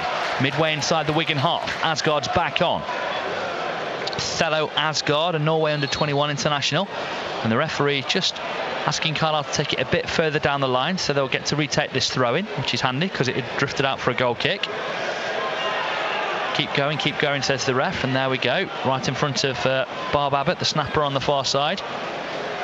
Carlisle United have another chance to throw in. Wycombe have taken the lead against Leyton Orient in League One. Armour lifts it forwards, looking for the runner John Mellish. Don't think he'll get to that one. It's drifted out to play, and it's a throw in the right back position to Wigan. Bolton 2-0 up now as well in their game against Fleetwood. They're aware. And I hear from Pete Wilde that Bolton were utterly brilliant in that game against his side, and it could easily have been more. Carlisle fans moaning because Wigan have brought that, must be 15 yards up from where the ball went out. And after he just made Carlisle take their throw in again for a similar thing, you would have expected better. On the ball in there, White trying to get it out to McManaman on that far side. A real tenacious scrapping thing from him, and then he just drags his man down. Carlisle get a free kick just inside the Wigan half on the left touchline. I think it's been a great response from Carlisle supporters. Instead of moaning and thinking, oh no, they've went, yep, we know our lads are in a game here, so anything they do well, we're going to be onto them, we're going to get behind them. And that's why I was really pleased Gibson crossed the ball at that point, because there was a chance to put it in and try and put Wigan on the back foot, which we did for that one cross. And they're trying to get it down and play again here with Asgard on this near side. Good tackle on him from Ellis. Gets the ball to Maguire on the right hand side. Championship experience in Maguire if United can get him on the ball. Ellis trying to go the long way around his man. He's even megged him, but he still couldn't take the ball past him. Asgard is a real unit for only 21 years of age, and they've got it away down the left. Popped inside to Adiko, who's playing in the centre of midfield. A more deep role. He's been on the wing so far this season. And they get out to Clare, bringing it forwards down the right. A central midfielder playing at right back, and playing well at right back for Wigan this evening. That's where he's been all season for them. A couple of step overs from McManaman, trying to get to the byline, gets across in towards the back post. White, I think he might just keep it in play actually. It stayed in. Carlisle were a bit slow to get out to him, and it means that Asgard's got the angle to shoot, edge of the area. Angle not really there. Gives it on to Pearce, chips it back post. Armour Cannon does head clear. Gibson underneath it, shanks his clearance. It goes up into the sky. Headed forwards by Adiko. Lavelle's got to try and win this header over Wyke, and does. Carlisle should win this back. Good scrapping there from Ellis, and he put his man under pressure and pushed him and the ball out of play. Good work from young Ellis. Yeah, I think he's got to take the shot on there, really, the 10, hasn't he? Trying to walk it in, which was fortunate for us. This is bordering on X-rated, Chris. They look frightening, don't they, Wigan, when they get going? Carlisle, though, just giving enough back to suggest that it won't be all one-way traffic. It's about whether they can make meaningful things happen, though, as Maguire's done really well to spin his man. Passes infield to Moxon. Square to Gibson. Bit of space, but he's being closed down by Smith. Oh, it's not a good ball again. And it's allowed Clare to bomb on down the right-hand side. In fact, it's McManaman. Gibson, to his credit, has gone back, but Smith picks up the ball now, bringing it forwards. Passes inside to Adiko through that midfield. Another of the youth players who's come through. Pearce sends the cross in. Lavelle underneath it. Heads away. Further away, Mellish. Carlisle at times chasing shadows a little bit. Wigan dominating the ball and playing all the nice stuff. But Carlisle just with that punch of threat that's keeping Wigan at arm's length. Smith on the edge of the area. Quick layoff to Wyke. Shirt being held. Back to Adiko. Shout the Wigan fans who seem very sort of anxious for their team to get on the score sheet or to shoot at all costs. They're trying to pop it around and make things happen and tease their way through Carlisle. The fans urging them to shoot as soon as they're within 30 yards. Out to Pearce, the left back. Gets the cross into the penalty area. Deflected up by Carlisle. Headed away. Might just drop to Edmondson down this right touchline. Dinks it down the line. Runs and guns on his man. Dragged back as he looked to go. Good running this from Edmondson down the right. Can he find Maguire? Digs it back post. Oh, Armour's nowhere near. He's not good out of defence. Not as a wing back, of course, exactly. This evening, and that's why he's not up there. Mellish couldn't adjust, and it's a good run, good break, clear foul, and unfortunately the ball was looking for a player who sadly wasn't in that position tonight. Yeah, it's unlucky, and it's good play from exactly what you want from Edmondson. Yes, we want him in the box, and we want him between the sticks, like Gav said and Simo said a few times, but when they're pressing like that, we need everyone back and helping, and that was good play. Kendall 3-0 up now at an own goal on this occasion, and the referee showing a yellow card to the right back, who's come over and given him a bit of a volley there actually. James Bailey is now on 8 goals, by the way, already. This looking to be a 5th win of the season out of 5 for Kendall at the top of North West County's Premier. Bailey on 8 goals, which is astonishing. Carlisle win the ball back through Mellish. It will find its way through to the goalkeeper, but the right back booked for time wasting. And at the moment, that is a little victory for Carlisle United. Strong tackling back there from Ellis. The referee felt that it was too much in a foul. And so it gives the free kick to Tell you what, Wigan. Crowd might win us this tonight. I'll get us something Tuesday night under the lights, and everyone's up for it. And I think just at the start, as Wigan were popping it, I said it was important that the Carlisle supporters stuck with it, understood what was going on, and I think they understand exactly what Wigan have got in their ranks and how Carlisle are going to roll their sleeves up and really give it everything like they have done since someone walked through the door. Yeah, MVP at the moment, the Carlisle fans, but Smith driving through the midfield, pops it off edge of the area, finds Charlie White, can't get the angle to shoot, gives it off to Asgard. Got a man out on the right hand side. It's Clare, the number 7. He takes on the shot, sliding block from Callum Guy, but they pick it up again with the deco. Pierce, the left back, over on this near side, passes infield, too much space for Asgard. Carlisle can't quite work out how many men there are as it's driven over the bar. So many forward players. They're essentially playing a 4-1-5 Wigan here, and the one in front of the back four is not really playing there.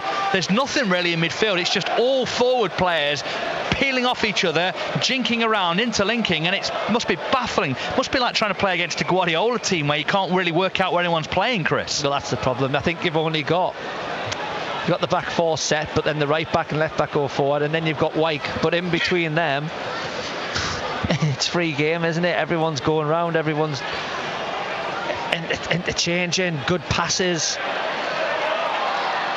Lincoln have taken the lead, incidentally, at Northampton this evening. It's Carlisle got on the ball with Moxon. Ellis under pressure, does well to thread it round the corner to Moxon, spins his man. Can he get a cross in from deep here? Not a bad ball, but it's comfortably headed away. They just don't look very flustered, do they, with those balls? And I think Carlisle are going to need to be a touch more intricate as Huntington comes over his man and wins the ball. Moxon takes control in the centre of the park. It's a big night for him tonight. People touting him for bigger clubs, bigger moves one day. He's playing against a midfield that's really going at Carlisle here, and anyone watching him this evening will want to see him assert himself on this game. Yeah, exactly. I think that's a great point. I mentioned earlier, it's Saturday, you want to be the best player, you want to, we spoke about people taking Moxon's place because Moxon was ill. You want to go out there and prove you're the best player, think you're the best player, and it's the same for him tonight. He'll be really looking forward to playing. Evanston's won his flick on down the line from the Carlisle throw, but it's cleared by Hughes for Wigan. One in the midfield by Guy for Carlisle. Moxon spun brilliantly into space there, then slid it into the path of Mellish driving through, but he just couldn't get it under his spell. Asgard has, though, killed the clearance and allowed the break to start with Pierce coming down the left hand side, forward to Lang, took it well, great tackling back there from Callum Guy, and it should be kept in play by Thomas Holy, and is. Excellent work by Guy and by Thomas Holy, sprawling to his right to keep that in play. 23rd minute we're breathlessly into already, still 0-0, but some game and some fight from Carlisle. Yeah, exactly. Well, as we know, in games, Moxon gets stronger and stronger, and he's just starting to have a say now as well as Guy. Bottom of the table are Wigan, still on -1, even with the point they're on for tonight. Gibson looked like he was fouled there. The ref says no. Mellish trying to take it into the area, can't take it with him. Gibson on the ball, dinks it through, looking for the run of Moxon, but it's going to drift behind for a goal kick to Wigan. Burton, Orient, Northampton all on 0 points, all losing this evening. Then come Cheltenham, Fleetwood, Reading, all on 1, and Carlisle on to 2 with the point they're on 4 at the moment. Wickham are leading in their game, and that's taking them above Carlisle, and Bristol Rovers just 2 points above Carlisle as well, but so tight at the bottom of that table already, Chris. Goalkeeper's miscleared it out the far side, and it's been given back to Carlisle on that wing there, and I tell you what, there's a bit of a hold there on Maguire, and Paddock trying to bring that to the ref's attention. He hung on, did Clare, on Sean Maguire, and he's already been booked for time wasting. Bon Oldswick have got one back. Who's been booked? 3-1 Kendall now. Who's been booked for time wasting? He got booked. Clare? Yeah, the right back when he was taking the throw in. Even missed it. Biggest cheer of the night, and as they've tried to hook it round the corner with the number 20 Callum McManaman, they've just hooked it straight into the paddock. He never was time wasting, though, was he? They've been going forward every opportunity. Yeah, just kept waiting and waiting and waiting, and then the referee, I'll have to check that at half time. You made me doubt myself now. But no, you might be right. You see, their fans, were trying to get onto the ref there. Moxon, chance, edge of the area, takes the snapshot on, always going wide. I think that was their fans trying to, because Carlisle were pausing a bit with a throw, trying to get into the ref's head over that one.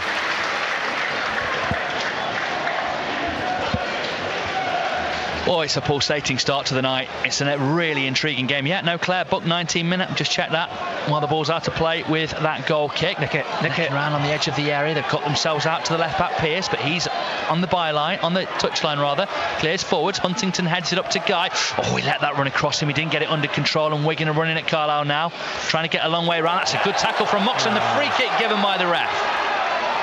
And he's trying to make the point, Moxon, here to the lino. The ref was on the blind side. Adiko's come over, I think, asking about a booking there, but Moxon was running towards the lino here on this near side, saying, hang on, you've seen me play the ball. Yeah, I think I can get where the referee's standing from. That may have looked like a foul just the way he wrapped his leg around, but you're right, the linesman's there as well. Got to help him out. Once the ref's blown, he's hardly going to say wave a flag and say not a foul, is he? But that's what Moxon's saying. Come on, be brave, stand up for your decision. Head inside from Asgard from the long ball forwards. Huntington looking to get it away. Moxon wins it back. Good first touch that from Ellis inside for Guy to hoist downfield. Maguire trying to get onto it, but it's just tied it up neatly between Morrison and Pearce, the left centre half and left back. Morrison looks a good footballer, as is Hughes, the two centre halves. Only 19 and 20, the pair of them, so there'll be ways to get at them. Oh yeah, definitely. Talented as they undoubtedly are, they're young as well. Ball forwards, looking to get in behind Carlisle. See just little things there. When he cut it out, it was immediately taken off his toe, Jack Armour, and that's just the quality of the opponents you're coming up against. Lang controls the ball after the driven ball into him from Smith out of that Wigan midfield. Then another good ball out left-hand side. Finds Asgard in space. Just not quick enough, that Asgard. I think he slows a hell of a lot down. But he's jinked inside. He's looking to open up the angle for the shot. Taking a deflection off Huntington. Oh, and it's turned his ankle, and he's in a bit of trouble. Cleared downfield. He's trying to run it off Paul Huntington, but that's not what you want to see. Is Maguire battles for the ball. Carlisle win it in the midfield with Mellish. Plays it square to Maguire. Options over on that left-hand side if Maguire can get his head up. Tries to feed it in behind, looking for the run of Mellish. He won't get to that one, and it's behind for a goal kick. And Huntington sat down. Is he all right or not? It's a horrible one, isn't it? You know, that, as I just said, Asgard was slowing the game down, but then he's just drifted past, take the shot on. Huntington, as usual, wants to block it. It just probably comes off the end of his toe, which makes his ankle jar a little bit. Yeah, he just snaps those ankle ligaments. Not snaps them, otherwise he wouldn't be back up on his feet, but you know what I mean. Snaps his foot around and strains them all.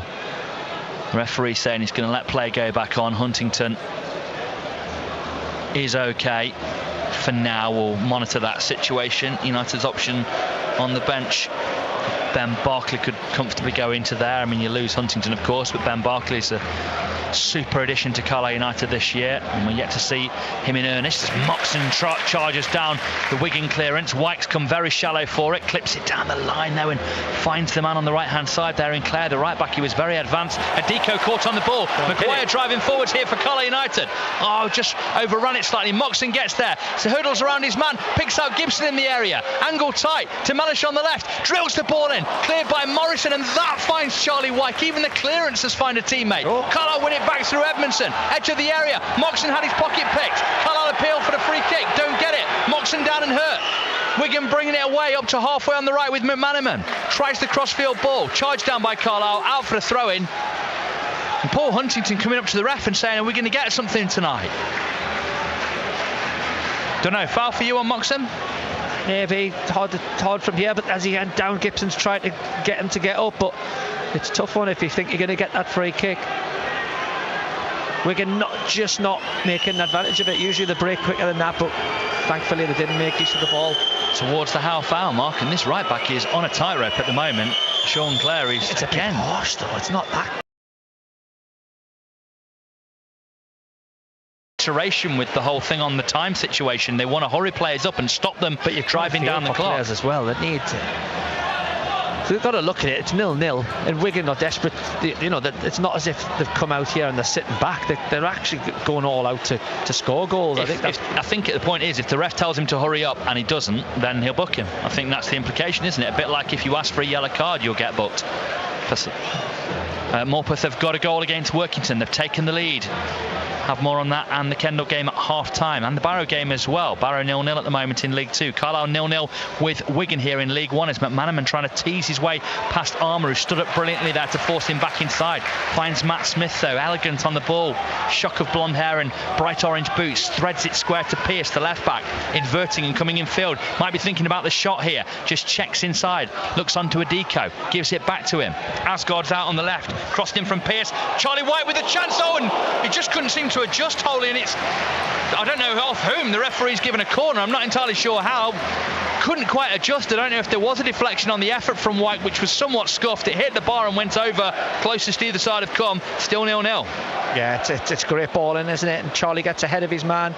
Doesn't connect with it great, but sometimes they're better because they end up in. But I do think Hawley did put it over. 39 goals in 89 games for Carlisle, earned him that move to Bradford, which led apparently for £400 move to Sunderland, but he arrived here on a free into the penalty area, headed away by Carlisle. Edmondson back there for United. Gibson just looking to get in the eye line of one of the Wigan defenders, and now Morrison chasing as the goalkeeper takes a missed touch and then retrieves the situation by volleying downfield. White just shrugging off Lavelle, and on this occasion going too far in a free kick given, Chris. Yeah. Don't know, I think he was going to give it though, because Lavelle, he didn't give the last one again. He gave the last one against Lavelle, so it's good competition between them both though. Into the last 15 of this first half, barring stoppages. It's been a thrilling first half an hour. I cannot believe we've got through half an hour, Chris. It's been so pulsating and nervy, I suppose, is the only way you can describe it. As Mellish tries to break forward, falls to Ellis, edge of the area, thinks about the shot, charged down by Wigan, trying to get back onto it, finds Moxon, square to Guy, good football Carlisle, back into Moxon, that pass not making it, Guy tries to win it back, and then Moxon, great tackling back from Carlisle. Not quite, because they are playing right on the edge of their capabilities, Chris. Not quite making everything count, but showing real tenacity to win it back when they lose it. Mellish wins it here against his man. Jinks inside the next one and gets a free kick on the edge of the area. That is so clever from John Mellish. The man slipped in front of him and Mellish just lifted the ball over him and then went over the top. The ref could do nothing but give a free kick. Adikpo didn't really foul his man, but he gets the free kick given against him. Yeah, really good play. Good touch though from Mellish. As the ball went into him, he collects it, keeps hold of it. On such fine margins, Carlisle could nick this one and grow into it and nick it, or they could get buried. That's just how good Wigan are tonight, Chris, and how hard Carlisle are having to play. Yeah, it's fine lines, isn't it? And you're right, it's making a great atmosphere. The game's flying by. This is what you came here for, Carlisle fans. Tests like this, nights like this, games like this. Playing against Bayern Munich players, Celtic players, Arsenal players in League One. Getting thoroughly tested, but at the moment up to the test, and Moxon has a free kick. I dare say it's even beyond his shooting capacity, but he's going to try and whip it behind that defensive line. They're lined up on the edge of the 18-yard box. A lot of shoving in there. The referee, who is Mark Edwards tonight, got his eyes on that situation. Moxon with the free kick just into the 33rd minute. Here it comes for Carlisle United. So it's right at the near post, and it's a chance for Jordan Gibson to rattle it in, and it hits Asgard on the edge of the area. No, it's Sean Clare actually. Every shot being repelled almost immediately by Wigan. Ball forwards. Edmondson trying to flick on. He's not really got that right. Total miss kick from McManaman allows Armour to leave this one to go out for a Carlisle throw, level with a penalty spot right of the Wigan box. Yeah, well, it shows, doesn't it? You weather that little early storm and then you start to believe, and now we're having a good 5 minutes here. Only one team outside the top 7 winning at the moment. That's Wickham, who are going above Carlisle. As Moxon sends a cross in onto the roof of the net. He was hoping that the ref might have found a deflection in there. He didn't, and it's just a goal kick to Wigan. 12 minutes of the first half to go. Pulsating, watch this. It's like watching a Rocky film or something, Chris, where your hero's getting absolutely pounded but just about staying in it, and you just wonder if they might nick something out of it. And I have to say, over the last 5 to 10 minutes, Carlisle have really started to grow into the game themselves. Lang spins away from Guy, takes the ball off him, edge of the area. Tried to reverse it again to Moxon, and Moxon's held his man, and Adikpo gets away from him anyway though, and he's got driving forwards here. They've got red bodies running forwards here. Wigan slids through, looking for White, angle in, on goal, chips it into the back of the net. Delightful goal from Charlie White. He's not celebrating to his credit, but that is fantastic work. Adikpo drove away. Moxon maybe should have held on and taken the yellow card. He let him go. Adikpo slid him in, and White did the rest, dinking it over in the 34th minute to make it Carlisle 0, Wigan 1. Let's talk about that pass. The easy pass, the obvious pass was out to his right winger or right midfielder, right back, wasn't it? There's a little gap for White, and he passes it, and let's not say it was easy for White. White takes a touch. You've got big Thomas Hawley throwing himself at you, and he just waits that split second till he goes down, dinks it into that corner. You've got to say on Wigan's behalf, what a goal that is. You've got to say for Carlisle, it's a tough one, isn't it? You don't want to book in hindsight, it's a wonderful thing. Keep hold of the lad, but we spoke about this, didn't we? We spoke about this for years, about the difference between League 2 and League 1. And you know what? We're learning on the job. A lot of the lads are learning on the job, but good response from the Carlisle supporters as well. Yeah, let's keep behind them. It's just that thing, isn't it? You know, as I mentioned earlier, Chris, Carlisle are playing on the edge of their capacity, and that ball inside from Guy was just that little bit hurried. Moxon just couldn't get there, and it just meant that he was up against it to stop Adiko.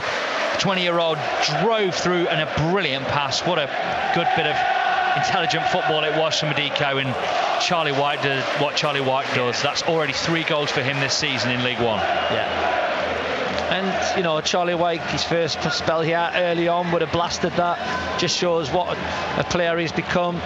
Mellish flicks on as Carlisle looks responding, come forwards. Maguire's gone down, the referee not buying that one, and they'll try and break away. Ellis has always come forwards adventurously, and he wins the ball back high. Edmondson, red shirts all around him. Ellis has done really well to pick out Moxon. Then he has Callum Guy after Moxon fed it back to him first time. Guy looks to flight the ball out left-hand side. Accrington have taken the lead against Barrow in League 1, so both Cumbria and EFL sides down at the moment as Gibson runs across midfield, passes infield to Huntington, drifts it towards the back post, but it's going to fight. It's going to make it through to the goalkeeper. Wigan lead 1-0 at Carlisle as we go into the 37th minute here. They've looked devastating at times. You can hear their fans away to our right. Sing up, Carlisle fans, though. This is a big night here, a big test. As I mentioned, these could run away with this tonight. Loose touch, Smith entered the area, but even the loose touch turned into a pass. Jinks inside John Mellish and passes outside of the right foot over to the left back Pearce on this near side. Your team needs you more than ever tonight, Carlisle fans. Exit to the next visitors here, currently on 5 points, drawing at the moment. You feel probably a much more winnable game, that one for Carlisle at the weekend. This one almost into bonus territory. Crossfield ball from Pearce looking towards McManaman. Armour wins his header downfield. After it, Edmondson flicks it over Hughes. Never for a 19-year-old. Goalkeeper gets to the back pass and slams it downfield. Asgard jumps against Ellis and wins the header down the line. Goes herring after it. Huntington enough pace and just has to tide it out for a throw-in. Somewhere between respect and fear about Wigan at the moment from Carlisle, Chris.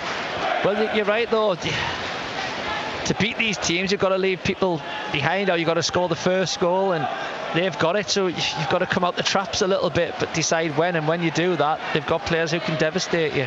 Morrison dribbling out of defence. At the minute, got to stay in it, haven't you? Don't concede another before half time, so Simo can get hold of you, tweak a few things that need tweaking, give you a bit more, you know, should have a bit of belief here. They can definitely get something out of this, but yeah, definitely going to be hard. It certainly is. Running across the midfield, Clare, the right back, just shrugging off Armour manfully. Pass down the line, in between the lines, up to Lang into the Carlisle half. Look at the physique of Wigan's players as well. Lang comes shallow to get the ball in front of the back line. Borrows it from the left back, gives it to the right centre half Hughes, who squares it to Morrison. Pearce the option at left back, gives it back to the other centre half Hughes. A great deal in front of him, so just Cruyff turns away from Ryan Edmondson, passes up into the midfield for Adiko. Starting to motor in there, isn't he? Not one of the bigger names in that team, but showing why he's in that team. Clare just dinks it downfield for McManaman. Carlisle can't get a touch at the moment. White onto it, reverses it round the corner to McManaman, crossing territory, looking to get it in towards goal. Cut out by Huntington, gathered by Lavelle. Football in the build-up to that crossing for McManaman was sublime. Maguire giving chase. Unfortunately here, you know, you brought him in at 29, Chris, and he's the pace in behind, but their left back and left centre half are both quicker than him. Well, yeah, fitter than him at the minute, but I have to say about quicker, but yeah, they're an athletic team, they're a ball-playing team, so they've got everything at the minute. Ball played into White, he held off his man, fantastic. Midfielder's dream. Because he's actually given Lavelle a little sniff of it. So that Lavelle will come round the side of him, then he's holding them off and think, right, I can either roll you or I can play you that way. It's just giving him a little sniff. Adiko gives it up to Lang. McManaman's in acres of space on the right here. Armour comes out to try and stop him getting in on goal. Works the angle, gets around him, sits him down, gets the cross in. They appeal for the handball. Ref not giving. Jordan Gibson slides it out left-hand side for John Mellish, being closed down by Clare. Back into Gibson, middle of the Carlisle half for United. Good ball up to Edmondson, took it well, held his man off, gets a free kick. Well done Ryan Edmondson, well done Jordan Gibson. Just looking around the press box, there are people blowing out their mouths, Chris. I'm sure that's the case on the pitch as well. For you Carlisle fans with your headphones in tonight, listening to us and watching us, I'd love to know what you think at half-time. Are we over-egging Wigan, or are they as good as we're seeing here? 81333 after the word Cumbria, or again after the word Cumbria. You can WhatsApp us. The first one with a text, by the way. You can WhatsApp us to 08000 321 333, or drop us a tweet to @BBC Cumbria Sport. Carlisle vying here with this Wigan side, but it's an ask for them tonight. Maguire, not sure what Ellis was looking for there, and Maguire giving him a bit of a telling off for that ball forwards, which he didn't have a great deal he could do with it. Wigan back on it here, 41st minute into their goalkeeper Tickle. He controls and then gives it out down the right-hand side. Charlie Hughes has broken away from John Mellish. He's just about snapped him, but probably fouling him. Ryan Edmondson not happy with the ref there. He's got to be careful. Just doesn't show a bit too much dissent, otherwise the ref will book him. The problem for Carlisle is they probably want a little breather, but Wigan, you know, every time they get it, they're just setting off again. Well, it's just throwing his arms, getting a bit frustrated. Just sit in there, everyone just sit in, grab a man. He's managed limping a little bit, actually. Left back Pearce clips it down the line, looking for the run of Asgard, controls it. 3 blue shirts around him, he's trying to get through them all. He's thrown himself down there. I can't believe the ref's given that. He just turned into Huntington there and threw himself down, and the referee couldn't wait to blow. It's exactly what he wanted. Nowhere to go, just push the ball past his man and run into them. What's Huntington supposed to do? Jump out the way, Chris? No, exactly, and that's where a little bit of the understanding of the game comes into it.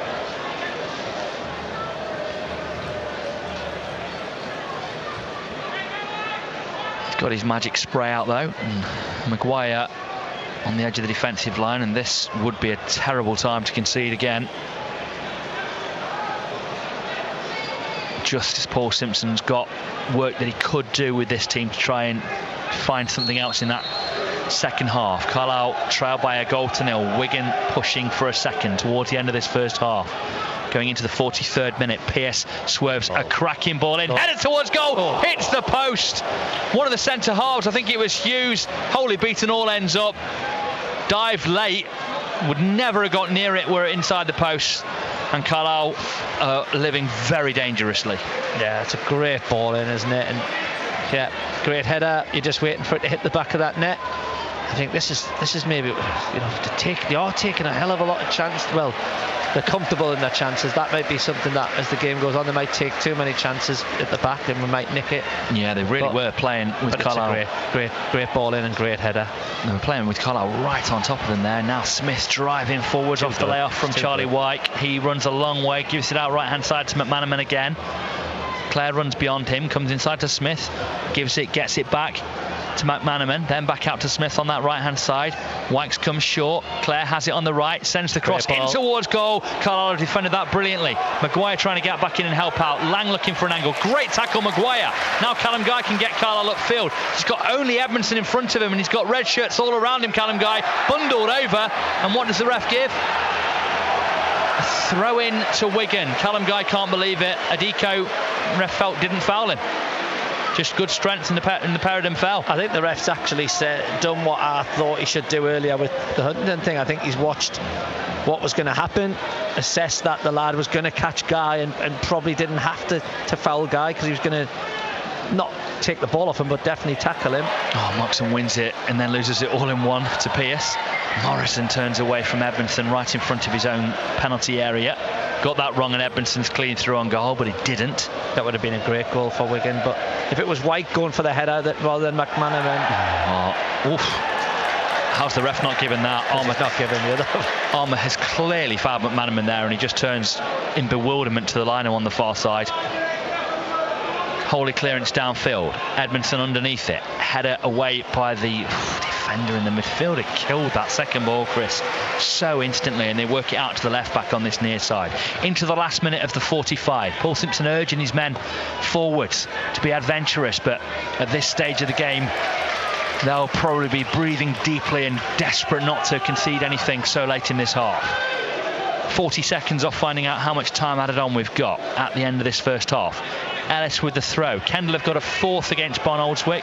Ryan Winder with this goal as Ellis sends it down the right hand side. Edmondson can't get there. Moxon does for Carlisle. Little dink over his man. Great play Owen Moxon. Tackled though. Had to jump over a couple of things there. The ball breaks for Gibson. Edge of the area. Can he find the pass out to the left, and Armour works hard to get it under control on his chest, but can't keep it away from McManaman as Wigan have got the running and they clear to halfway. And Paul Simpson tries to bring the ball down. He's no Clarence Seedorf. See him on the touchline. 3 minutes time added on, by the way. Killing it and delighting the crowd. That one got away from Simo, let's be fair. Ellis at right back, out to the right hand side of Moxon. Maguire gives him the run down the line, feeds it into him. Adiko on the edge of the penalty area. What can he do? Spins away, being held as he looks to get away from his man down that right touchline. Strong tackle from Adiko. Maguire goes around him. Excellent. Great play, Maguire still going. Oh, what an excellent tackle from Adiko into the area, risking the penalty. Slid out both legs of Maguire but took the ball. Corner to Carlisle. But a player who is fully in control of his own ability there, Adiko. He set up the goal for Wycombe. That tackle back there, Chris, he's a winger. Yeah, Maguire done well though, didn't he? He's on the touchline, tightly marked, but ends up in the box.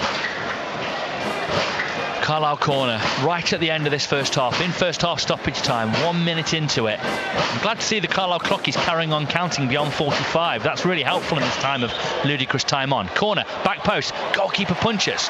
He's going to get beyond Callum Guy and out for a throw. Could have just done with him being able to gather that.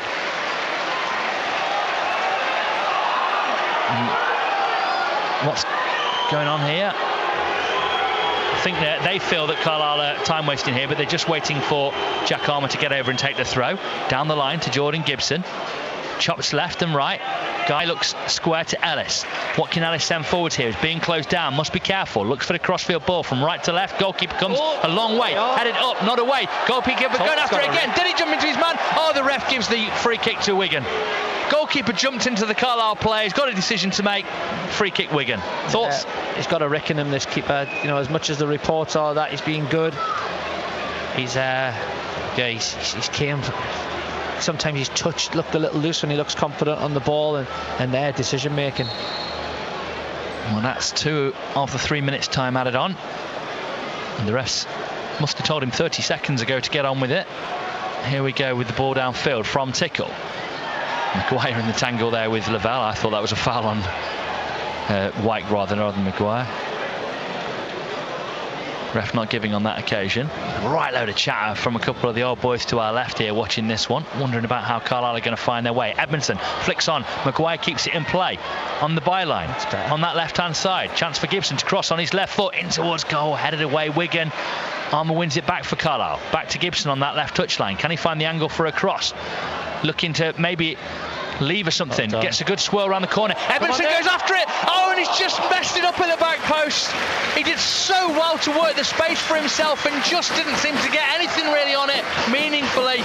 Don't know whether in his efforts to get free of his man he lost sight of the ball or what, Chris, but such good work from Gibson and him to get free, but then a mess of the header. Yeah, great play again. Gibson getting the ball in early with quality, and Wigan go to sleep. Edmondson gets on the end of it. Got to do better, hasn't he?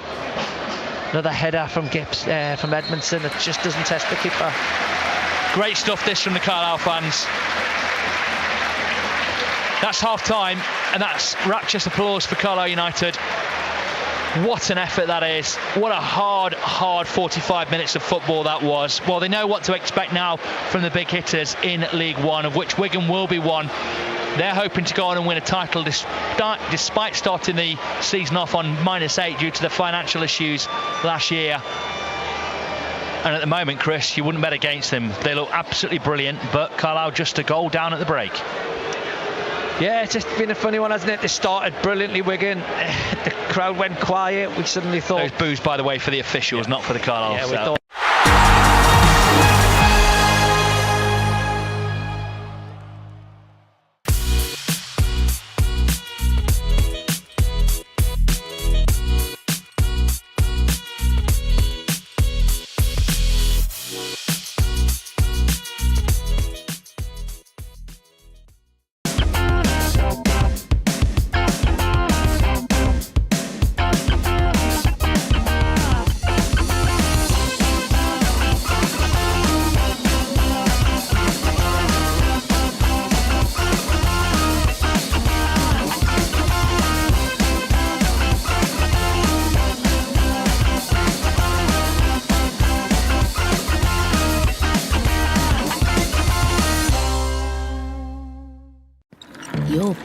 different.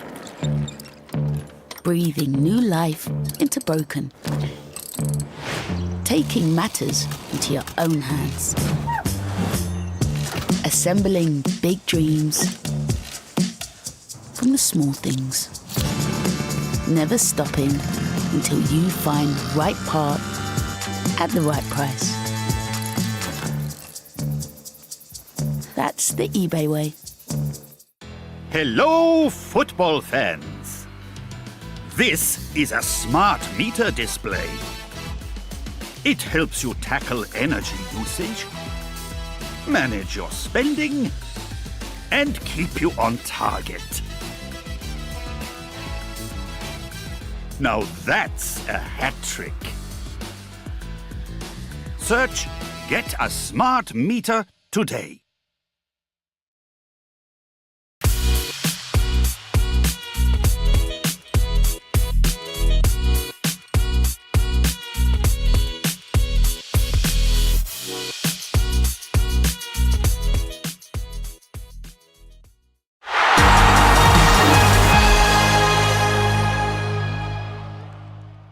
Blue says, not sure how much of this opposition idolization in commentary I'm going to be able to take this season. Encouraging oppositions to think they're better than you is the first step to losing. If they are better, then take it on the chin and keep it quiet. They can't hear us. Lol, I know. That's one point. But here's Tom on another point. Says, feels like an FA Cup tie tonight. We're slower, smaller and weaker than all of Wigan's players, but we do have heart. Come on, lads. As real fans, will back you to the end. Too much negativity from some 3 games into a new season. It's going to be a challenge this year, but remember to be just and fear not. Our motto, and we need to live by it, not just on the pitch but in the stands as well this year, says Tom. And the crowd have been good, but I felt I got that little feel about 15 minutes in. I felt it had the cup tie feel to it. The supporters have realised and seen the strength and depth of Wigan, and Carlisle put a few tackles in, and the crowd reacted to that. And now if we've got to make it a kind of a cup tie atmosphere, then so be it. But yeah, we're here on merit, and it is going to be a long season, but at the minute they need our help, and let's keep going. But to go back to idolising football teams, I like to watch good players and comment on good players, and this Wigan team are a very, very good team for this level. Not only have we got Jake and Dave in Marbella, by the way, we've got Craig, Martin, Johnny and Martin in Lanzarote with other Blues. Tough going so far, worried but hopeful. Up the Blues, they say. And one other here says, this is Mark from Somerset, says, guys, Wigan are certainly a good side, but they're not Brazil. Plus, I think they will tire significantly in the second half. And at 1-0, Carlisle are still in this. Big half-time coming up. Yeah, I mean, as we've seen many a times, haven't we, over the years with teams and our teams, that 1-0 down and the team looks good. Simo makes a couple of changes and then suddenly we're off and running. But you're right, sometimes when you've had the ball so much, it does tire out even more. Carlisle have just got to be patient. They'll get that chance, they'll get that couple of chances. As we've said, don't be surprised if they get back into it, but what we've got to do is just be not too gung-ho that it means that they go and get a second. We've got, let's have a look. Thanks to Penrith, by the way, for letting us know that they're 1-0 up at CM Red Star in the Northern League tonight. 1-0 to Penrith, having a good start to the season. Darren Beattie says they are just as good as you're calling it, lads, which just underlines that point about Wigan there. And Bruce says United are finding out just how big a step up this is in the division. Moxon and Maguire, the only players who seem able to live at this level at the moment. The pace, strength and reading of the game is finding us wanting, says Bruce. Thanks for your thoughts then. If you want to get in touch further, Carlisle fans or Barrow fans, welcome to listeners on AM and DAB. Here's how you get in touch. 81333 to text after the word Cumbria. You can WhatsApp us as well to 0800321 333, or you can tweet to @BBC Cumbria Sport. Love to know what you're thinking. Barrow fans, Kendall Town fans, what a start to the season for James Bailey. 8 goals already, blimey. We'll hear about that in a moment's time with Gary Woodworth, also on Workington, behind at the moment I think, but we'll hear from John Walsh to confirm shortly. First though, Adam Johnson, the 100% start in League 2. Is it at risk this evening at Accrington? Yeah, from the first half showing so far, it is. Barrow at the break, trailing by 1-0 here at the Wham Stadium. The goal coming on 36 minutes. Sean McConville, the former Barrow man, the man to break the deadlock. It was a ball sent long into the box. Barrow couldn't deal with it. Eventually, the ball fell to Sean McConville at the back post, who tapped in to give them the 1-goal lead. probably from the only real opening in the first half. Both have created half opportunities, and probably, Jason, over the course of that first half, Barrow looked like they'd done enough to be in control until that goal went in, and now all of a sudden it's them chasing again. Yeah, like you say, there wasn't much in the game. It was a bit of a stalemate between the two and cancelling each other out, but it was that one moment where you just get that little bit of luck. It ricochets off a defender and falls to one of your players in the box. That's what happens, especially at this level. You've got to switch on all the time. But yeah, like I said, Pete Wild, he'll be disappointed obviously going in at 1-0 down, but like you've just said there, Adam, I think they've been in control of the game. They've let Accrington pass it around the back, but that's fine. We know that's what Pete Wild likes to do. And then when it comes to the halfway line presses and the better football, the better chances, the territory wise, I think Barrow have been the better team. So much of the same in the second half, and there's no reason why we can't even go on to win this game. Yeah, they're going to have to come from behind again like they did at the weekend, because at the break here at the WAM Stadium they trail by 1-0. Yeah, we'll go through the rest of the League 2 scores for you in just a moment, likewise the League 1 scores, but let's go off to Workington Reds in action this evening at Morpeth after that wonderful start to the season, but a bit of a test on for them tonight so far. John Walsh at Morpeth. Yeah, definitely, James. At half-time, it's Morpeth Town 2, Workington 0, and really Workington have been against it. They've played some decent football, Workington, but Morpeth have matched them, more than matched them, and they've got the 2 first-half goals. Workington were closest early on. Connor Tinian put a free kick right into the side net, and then there was a chance for Coffee Moo. Ball was played into the box. He took a quick turn, but he fired over the bar. Then Morpeth came into it. They're playing some good football. They like to get the ball wide. They're strong in the midfield, and Workington were under pressure. And it was on the 24th minute from a corner. It wasn't properly cleared, fell on the edge of the area, and Andrew Johnson fired through a crowded goal mouth into the back of the net to give the home side the lead. Workington produced some decent football after that, but really Morpeth were more dangerous when they got the ball wide, giving Workington some problems. And then right on half-time, it was about 30 seconds before the interval, they got a second, ball wasn't cleared, and there was Johnson again to hammer the ball past Jim Atkinson and give them a 2-0 lead at half-time. Work to do then for Workington after that splendid performance on Saturday. Not so good tonight. Morpeth certainly impressive. Half-time, Morpeth 2, Workington 0. Just quickly, Walshy, is Liam Noble in that Morpeth team? Lummy reckons he plays for them. Who? Liam Noble. Who did you say? Definitely, good player. Yeah, he got a bad tackle early on from Bobby Carroll, and Bobby Carroll was booked for it, but he's come back after that, and he's really sort of dominated the midfield for them. He's a very, very good player. Yeah, there you go, former Carlisle man Liam Noble. That's where he is these days at Morpeth with John Walsh this evening. And Morpeth beating Workington by 2-0. Workington dropping to 8th at the moment. Let's go into North West Counties Premier. This is starting to get serious, isn't it? Kendal Town are absolutely mullering someone else. And an 8th goal of the season already, and the 7th before that for James Bailey, Gary Woodworth. Yeah, half-time here is Alswick 1, Kendal Town 4. Another fast start for the visitors as it was on Saturday. James Bailey with his 7th for the season went up the keeper. Everyone looked to see one of those where sometimes the keeper gets the foul, not given this time. 1-0 to Kendal on 7 minutes. Second one for Bailey, second one for Town.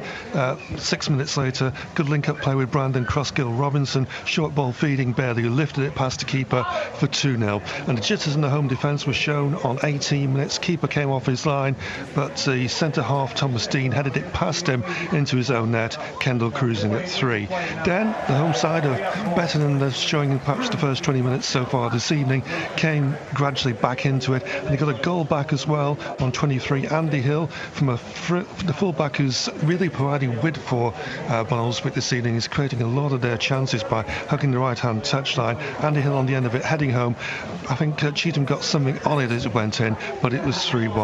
Then there was a chance for Bailey to get his hat-trick ahead, I say, well by the legs of the home keeper, before the home side created 3 or 4 decent chances. Ethan Kershaw with good connection, but the ball swerved wide. More with a cut-in, which was straight into the midriff of Cheetham, and a free kick found Ashton in a good position, but it headed over the top. And the home side were made to pay right on 45 minutes. The ball that wasn't cleared, it finally fell to Ryan Winder. His first time volley, the keeper got fingertips to it, but it nestled it in the back of the Alswick net. So terrific first half again for Kendal, as you say. James Bailey already on 8 goals so far this season, and we're only halfway through the 5th league game. Half time here, Alswick 1, Kendal Town 4. Live live on the BBC Sounds app. Somebody's telling me I've got to behave today. Why have I got to behave today? Why? A leopard can't change its spots, can it? Digital radio. I'm naked this morning.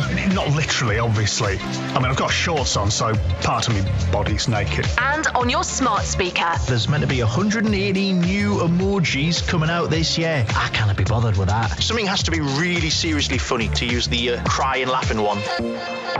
Play BBC Radio Cumbria. BBC Radio Cumbria. Making a difference where we live. Right, let's rattle through your half-time scores. Barnes in League One, Barnsley 0-0 with Peterborough. Likewise, Blackpool, Port Vale. Bolton beating Fleetwood by 3-0. Stevenage winning again, 1-0 up at Cambridge. Wigan, of course, winning here at Carlisle by 1-0. Charlton, Bristol Rovers goalless. Oxford lead at Derby County. Northampton 0, Lincoln 1. Shrewsbury beating Burton by 2-0. Wycombe, Leyton Orient 1-1. Portsmouth 0-0 with Exeter. Reading 1, Cheltenham 0. In League 2, Accrington, of course, beating Barrow. Colchester, Wimbledon is goalless. Crawley, MK Dons 1-1. Crewe, Newport 1-1. Doncaster, Mansfield 1-1. Forest Green 1, Swindon 0. Grimsby beating Salford 1-0. Morecambe, Notts County and Stockport, Bradford both goalless. Gillingham lead 1-0 at Sutton.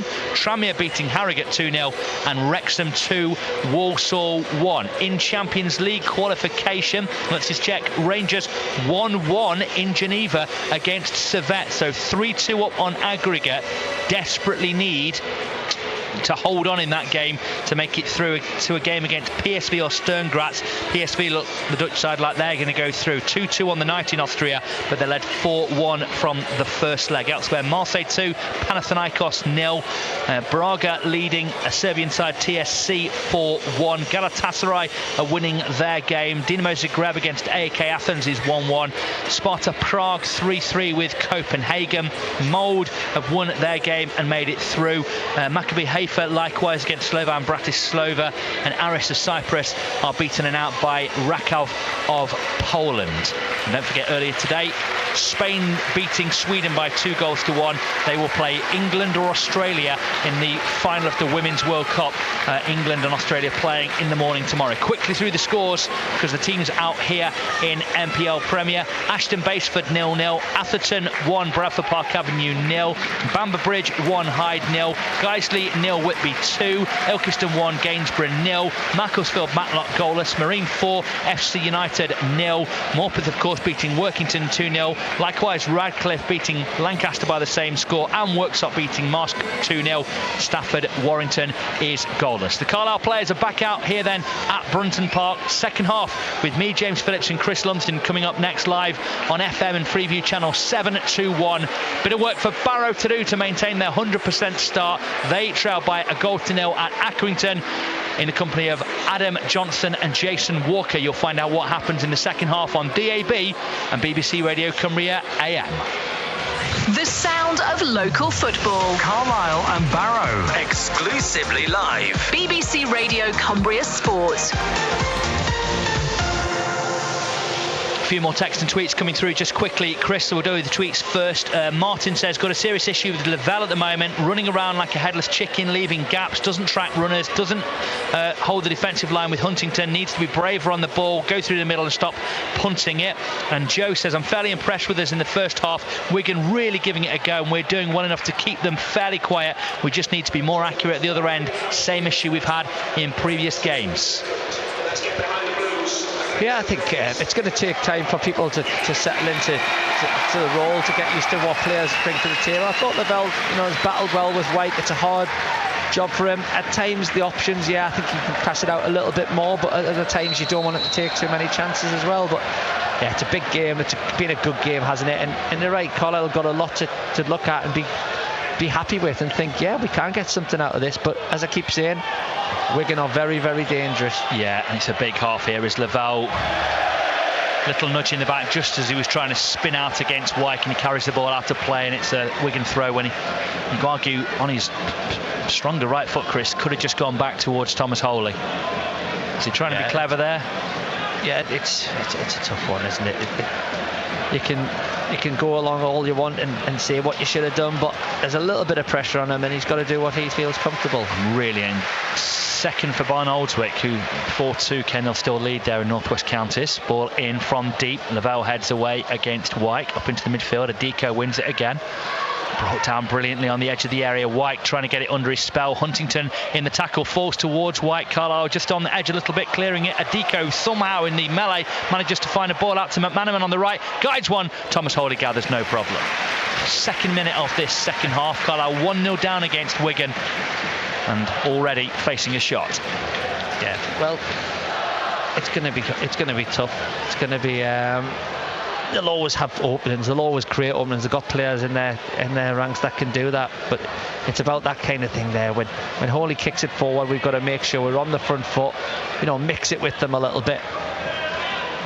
I think Mellish has just said something to Callum McManaman there. He went down very easily. Gibson's ball in field. Carlisle are just being forced to play on the edge here, and they're making little mistakes in possession just because they're trying first time passes, Chris, hurried and harried. They're giving it away at times, just in areas where they haven't done before. Edmondson jumps, flicks on, Maguire after it, into the area, then out of it on the left hand side. Has Gibson in support, steps around one man, up towards the edge of the area, looking for the give and go, round the corner, tries to go round his man. It's brilliantly jockeyed behind, and it'll be a goal kick to Wigan. I actually think it was either a free kick or a corner. Falling on top of the ball a little bit there under the pressure from Gibson. The 6-foot 3-inch centre half there, knocked over by the man who was about 5.5 feet tall. Yeah, it's, strong there, but it's what all defenders do. They get bodies in the way and they make sure it's tough for them. Nice play though, nice inventive work from Gibson and Edmondson, trying to make that go through. Got time for a quick birthday? Yeah. Shall I do it? Happy 11th birthday, Daniel and Joshua Nixon. Sorry, I know them quite well. Great little characters, play for Warwick Wanderers football team. There you go, from the man himself, Chris Lumsden. Huntington sends it forward. Good flick on there. Oh, Maguire just flicked it beyond Edmondson. Volleyed first time forward. Dear me, if that comes off, what a ball that is. Out to Asgard on the left, cutting in on his right foot, looking in field. Jinks onto his left foot, sits down Ellis into the area, rolls his foot over the ball, trying to cut it back. Well defended behind, and in fact a really poor cross actually from Asgard, who'd done so much good work there. He looked menacing, but then completely miskicked it behind. Goal kick Carlisle. Yeah, and judging by the reaction of a couple of the Wigan men there, Charlie White, just looking at him, they may do that a few times in pre-season or in training, a little bit too much, and White's just looked at them saying, why haven't you crossed it? You just look through their team, Chris. The centre-halves 20 and 19. That man Asgard 21. Adiko, the star for me so far, 20. Lang 24. Smith 22. Where they got Adiko from? Youth. Then you've got the experience with McManaman and Wyke, 30 and 32, and then the left back's 25 and the right back's 26, keeper 21. Great ages. I know. Wyke just chopped down there by Moxon, the referee giving it. Moxon not happy. Wyke, I think, went down very easily. He's been to Turkey, Charlie Wyke, Chris. Certainly got a couple of things. Certainly got more hair than when he left Carlisle United. I'm only speaking from a position of envy. Other countries and places where you can get your hair done are available. Clearance forwards from Wigan. Should be comfortable for Ellis. Oh, just not getting a shout there, but he's done well to pop it off into midfield for Callum Guy. I think a bit fortunate that came off the way it did. Guy's danced out down the right-hand side. Short of options. Has to go backwards to Ellis. Just a bit of grumbling maybe from the paddock there. Nearly caught on the ball, Ellis, but manages to turn it round to Huntington on halfway. There's not a lot of options for Ellis there. Again, not loads. Oh, the ball inside from Ellis has been picked off by Smith. Callum Guy tackling at him. Adiko trying to bring it out to the left-hand side. Gathered by Asgard. Dances away from Mellish. That wasn't a good ball from Ellis, Chris, in fairness, but people have got to show for him in front, haven't they? I'm not saying they're hiding per se, but I know when you're up against it like this, it can be comforting to stay behind your man so you don't have to do anything tricky. Down the right, Adiko cuts it back. Man coming at the back post. Big problem, Carlisle. Good save, Thomas Hawley. What a strike that was from Asgard. Don't know if it was right down the middle of the goal or not, but he hit it thunderously as it came into him, and Hawley pushed it all the way out for a throw-in on this near side. Yeah, believe it or not, when you get a lot of time to think about a shot like that and it comes across your body, sometimes you can scuff it. We've seen it many a times. Crossing from the left from McManaman. Carlisle need to get in there and head away. They do. Picked up Lang though, edge of the area, trying to weave out of a tight area, and he does so. Picks out Smith. He tides it back to halfway. Yeah, he got a great connection on it, didn't he? And Thomas Hawley stayed strong, didn't guess where it was going to go, and made sure he batted it away. Yeah, they can get through you as well when you hit them that hard. I mean, he caught that with absolutely everything, Chris. I mean, so many of those shots, I would say 99% of that sort of shot last season in League Two went over the flood defence, let alone the waterworks end. But dear me, Asgard kept that down hard. Ball down the line from Ellis, flicked on in the midfield by Mellish. I've not seen Mellish at all as an attacking threat in this game, Chris, and that's not saying he's having a poor game. He just, all he can do in there is try and put out fires, of which many are being created. Clare, the right back here, one-on-one against Gibson, manages to feed it round the corner. McManaman holding off Armour and then holding on to Armour. You can see Armour's shirt being held there, but Armour's got him from a while back there. Great play from McManaman. Good hold-up play. Does play down the middle sometimes for Wigan. I thought, when he ended up with Tramier and just a bit poor player, but it seems to have got the bit between his teeth again, doesn't he? And yeah, only 32. Should be just towards the end of the pomp in his career. Wyke just laying it off brilliantly to Clare. Gets it to McManaman on the right touchline. Back into Clare. Really enjoying his night from right back, despite that booking for time wasting in the first half, would you believe? Seems slightly unlikely, doesn't it? Swirled forwards by Hughes there, centre half, trying to get it in behind McManaman, and he does, and out for a goal kick to Carlisle United. 53rd minute. Carlisle still trailed by a 0-0 here against Wigan. Leyton Orient 1-1 with Wycombe, but have now had a man sent off in the second half. Tough night for them. Orient on a point at the moment, but 0 for them so far. If they were to lose that one to Wycombe, who are bottom of the table, again on a point, will hope to get up onto 3, and they'll go above Carlisle if they do. Not at the bottom, I beg your pardon. They're sort of top of the bottom 4. Burton, Cheltenham and Northampton all on 0 and all losing again. Throw-in taken from Wigan, middle of their half. Moxon's tagged his man, and the referee might just go into the book here. Clare's going to stay down and might have hurt him on the top of the boot. The referee just maybe with a final warning to Moxon here. It's not his first foul, and this is the problem when you're chasing down a team who are just trying to pop it around you left, right and centre, Chris.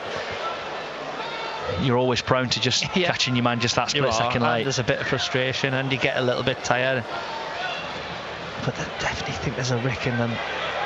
The way they play, there's got to be at least one Rick in. We've got to try and make sure we take the opportunity. Yeah, exactly. I think you look back to Wolves last night and oh dear me, that's a poor tackle from, was that Mellish? Lunging in on his man coming forward, Pearce the left back I think it was, and he will go in the book for that. You can hear the fans away to our right baying for blood there, and I think the reaction, Mellish just held his hand up. The lad's done, great touch past him, good power. But as I said, Wolves yesterday got, they didn't take the chances, did they, early on? If Carlisle get theirs, they've got to make sure they do. This is what we came here for, Chris. Keep remembering, it's for watching games of football like this, Carlisle fans. I don't think, in the grand scheme of things, Carlisle are going to be vying with Wigan for too much this year. What they need to do is just keep picking bits and bobs off where they can. Your games against Wigan aren't going to define your season, but you want your performances to be good. And at the minute, there's things in there where you're like, yeah.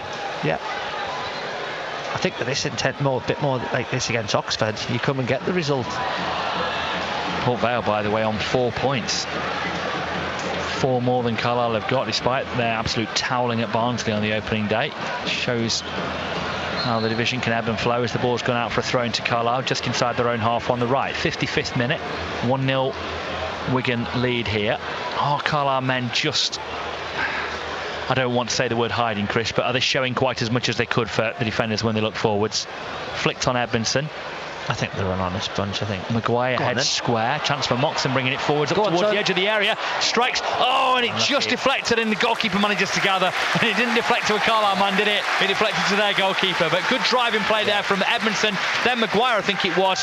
And then Moxon just couldn't quite get a shot in earnest away. Yeah, great play. Look at that touch from White from the long ball up to him, and now Clare's away. Great tackle on. He's got an awful lot there of Clare, but got enough of the ball as well. Smith turns under pressure from Gibson and goes back into defence. Well, he runs back towards defence. He's not bothered by Gibson, is he? Just carries on running the ball. Gibson's nicked it off him. Great play, Gibson. Now chance for Carlisle to come forward. Is this the moment for Carlisle United? Reverses it. Maguire, edge of the area, slams the shot in, deflects, goalkeeper save. Yes! Moxon equalises! Moxon and the double already this season. Carlisle level with Wigan. 56th minute. Great nick, Jordan Gibson. Well played, Maguire. And there was Moxon. Carlisle 1, Wigan 1. Well, there's the mistake we just spoke about. And could you believe it? It's from that man, Matt Smith, being so comfortable on the ball all game. Dribbled and dribbled and dribbled. Gibson hunts him down, then makes the perfect tackle. But then we've still got to make the best of it. We do. Deflection off Maguire's shot where the keeper does brilliantly to actually save it, but Moxon's just done what he'd done before, kept following in, kept following the ball and smashes into the roof of the net. And it's a goal from open play, which is something Carlisle have been needing. It's a fantastic bit of work from Jordan Gibson. Honestly, Matt Smith was treating him with disdain there, the way that he was running away from him, just thinking like he wasn't a threat. Gibson said, fine, have some of this, took it off him, ran it downfield to force their defence back, played exactly the right ball to Maguire. He shot, which he should, from the angle of the area, and it broke kindly, and there was Moxon to equalise. Now let's see what Wigan are made of. Now let's see what Carlisle are made of. Moxon caught, Carlisle get the free kick as it was played forwards in search of Maguire. And this game could turn, Chris, because these have been superb, Wigan, but they've made a mistake, and listen to this home crowd. Well, now it's about character from Wigan. We've seen they've got the ability, but we, as we said, we grow into games, don't we? And now we've got a bit more belief with it as well. Ball down the left here, finds Jordan Gibson, having another good night for Carlisle. What sort of ball can he get in? Not a bad one. Maguire trying to turn something towards goal. Wigan clear. Great touch from Gibson out to Armour. Good crossing position into the middle. Carlisle attack it. Edmondson couldn't quite get there. Ellis trying to win it back and can't. Just clearing it, Wigan. Just clearing their line suddenly. And listen to this brilliant old stadium.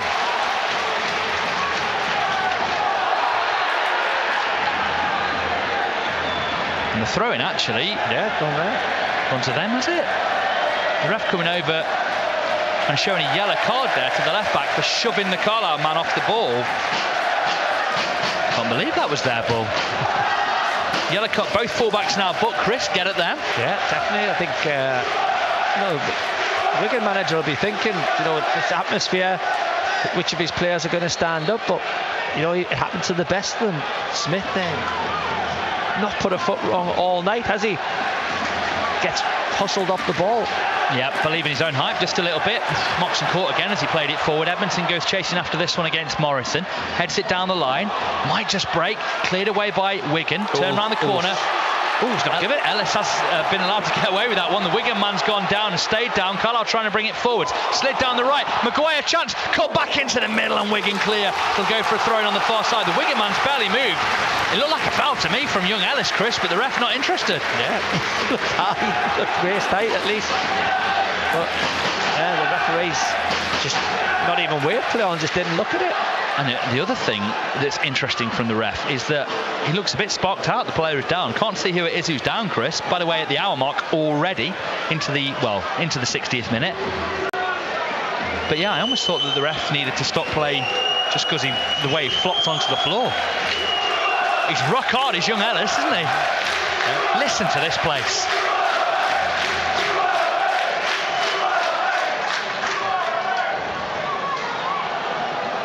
Young fan away to our left, Chris. What a memory this would be for him if this is where he watches Carlisle United beat this Wigan side. I think we needed this sort of game. Fleetwood game was good, but it's the first day of the season, muggy, hot.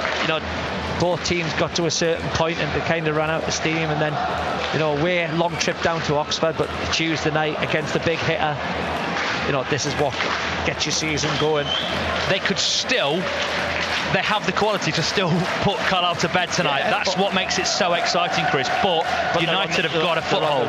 They're on the ropes. It could honestly go either way. Really could. That's where you wanted it. You wanted us to come on the second half, mix it, believe in ourselves a little bit, play to our strengths. Put the ball into dangerous areas. McManaman down and getting booed by is it McManaman or is it Asgard, the number 10 actually? I think it's Asgard on the far side. Booed by the paddock, as you'd expect from the paddock. By the way, sound levels hitting 95 decibels during that goal, my watchers just told me. Absolutely amazing, Brunton Park. Ball into the area from the throw. Mellish with an overhead kick. Drops on the edge of the box. Smith follows away for Wigan. Under it, Huntington. Heads it out. Good headed pass there from Huntington. Ball down the line from Gibson. Nice slide in. Carlisle, little spin on the edge of the area. Mellish just couldn't quite get away from his mark. And Wigan just clear again. Lavelle brings it down. Got to be careful. Lifts it down the middle. Headed away by Wigan. Just clearing their line suddenly. Callum Guy on the front foot. Taking Carlisle by the scruff of the neck down the pitch. Down the right hand side. Gibson looking lively, looking excitable. Gives it to Moxon. Crossing position. Sends the ball in. Back post. Goalkeeper flaps at it. United might quite get there, and it's cleared away again. Keeper's all over, isn't he? Erratic. You fans could help Carlisle win this tonight. This is unbelievable, Brunton Park. Thrown on the left, edge of the area to Gibson. Swirls and takes a sort of cross-come shot, pings off a Wigan head and out for another Carlisle throw. I don't mind them taking that on, because the way he's playing, sometimes they can just flash across or go in. Hairs up on the back of my neck. Brunton Park, rarely seen it this good. Fantastic work from a fan base who know how hard this has been, and yet still Carlisle in this game at 1-1 now. On the right hand side, chance to pass and maybe cross. Just got to be careful they don't take too many risks, Carlisle here. Moxon faced up, plays it down the line. He's been caught out. Lang now's going to run it, Callum Guy. Wigan trying to get down the other end of the field. Running hard here. Callum Guy trying to stop and slow Lang. Comes out to this right-hand side, and Clare, the right back, bringing it forwards. Out to the right wing for McManaman. Forced back down the line. Yeah, pushed back. Easy. Hughes might have to go back towards goal, but he pops it round the corner. Give and go. Edmondson's going to try and force him back in field, and they have to go back to Morrison, the other centre-half for Wigan. He gives it up into the midfield to Adiko. Not seen him for a little while. Passes it forwards for Wigan. Up towards the edge of the Carlisle defensive third. Suddenly it's Wigan's chance to try and assert themselves back on the game. Adiko hasn't quite got that slide rule pass in that he found with Wyke in the first half that gave Wigan the lead. Oh, the pass out is fortunate to Hughes. Well, not aimed for him, but it gets him on the ball. He sends a cross in from the deep. Holy sits back. Asgard keeps it in play on that left-hand side. Got man in support with Lang. Decides to try and take his man on. Slides the ball in down that left-hand side. Cut back. Just about makes it through to Lavelle. Hits the Carlisle man on the floor. Wigan appeal for the penalty. It goes for the corner. That would have been the epitome of unfair if that had been given. If it had struck the arm on a man lying down on the floor and been given as a penalty. Yeah, I don't think the ref can give it there out of just even pity. But we've got men back. They probably chose the wrong ball there. Everyone went to the front stick, but then someone held back and the Wigan lad just didn't see him. Corner comes in here into the penalty area, headed away by Ellis, I think it was, for Carlisle. To be a throw into Wigan right to the box. Barnoldswick have got a third back against Kendall. Barnoldswick 3, Kendall 4. An amazing game in North West Counties. We'll keep you posted on how that one's going. Kendall seem to be flying away clear at the top of the table, but maybe not. Sounds familiar, doesn't it, Chris? An entirely dominant team being reeled in. Throw here to Wigan. Winding up the big one. This is a long time. He's taken over this one, Clare. Into the area it goes. Little flick causes disarray. Carlisle managed to get it clear initially. Comes to Clare on that right-hand side. One-on-one held up by the Carlisle left-back Armour. Passed down the line. Smith probably hurry with this one. Ghost one in towards the back post. Nope. Should drop. Goal kick Carlisle. 65th minute we're just into. Carlisle 1-1 here with Wigan. A stunning second half display, and after a gritty first half where they did everything they could to just be one down against Wigan.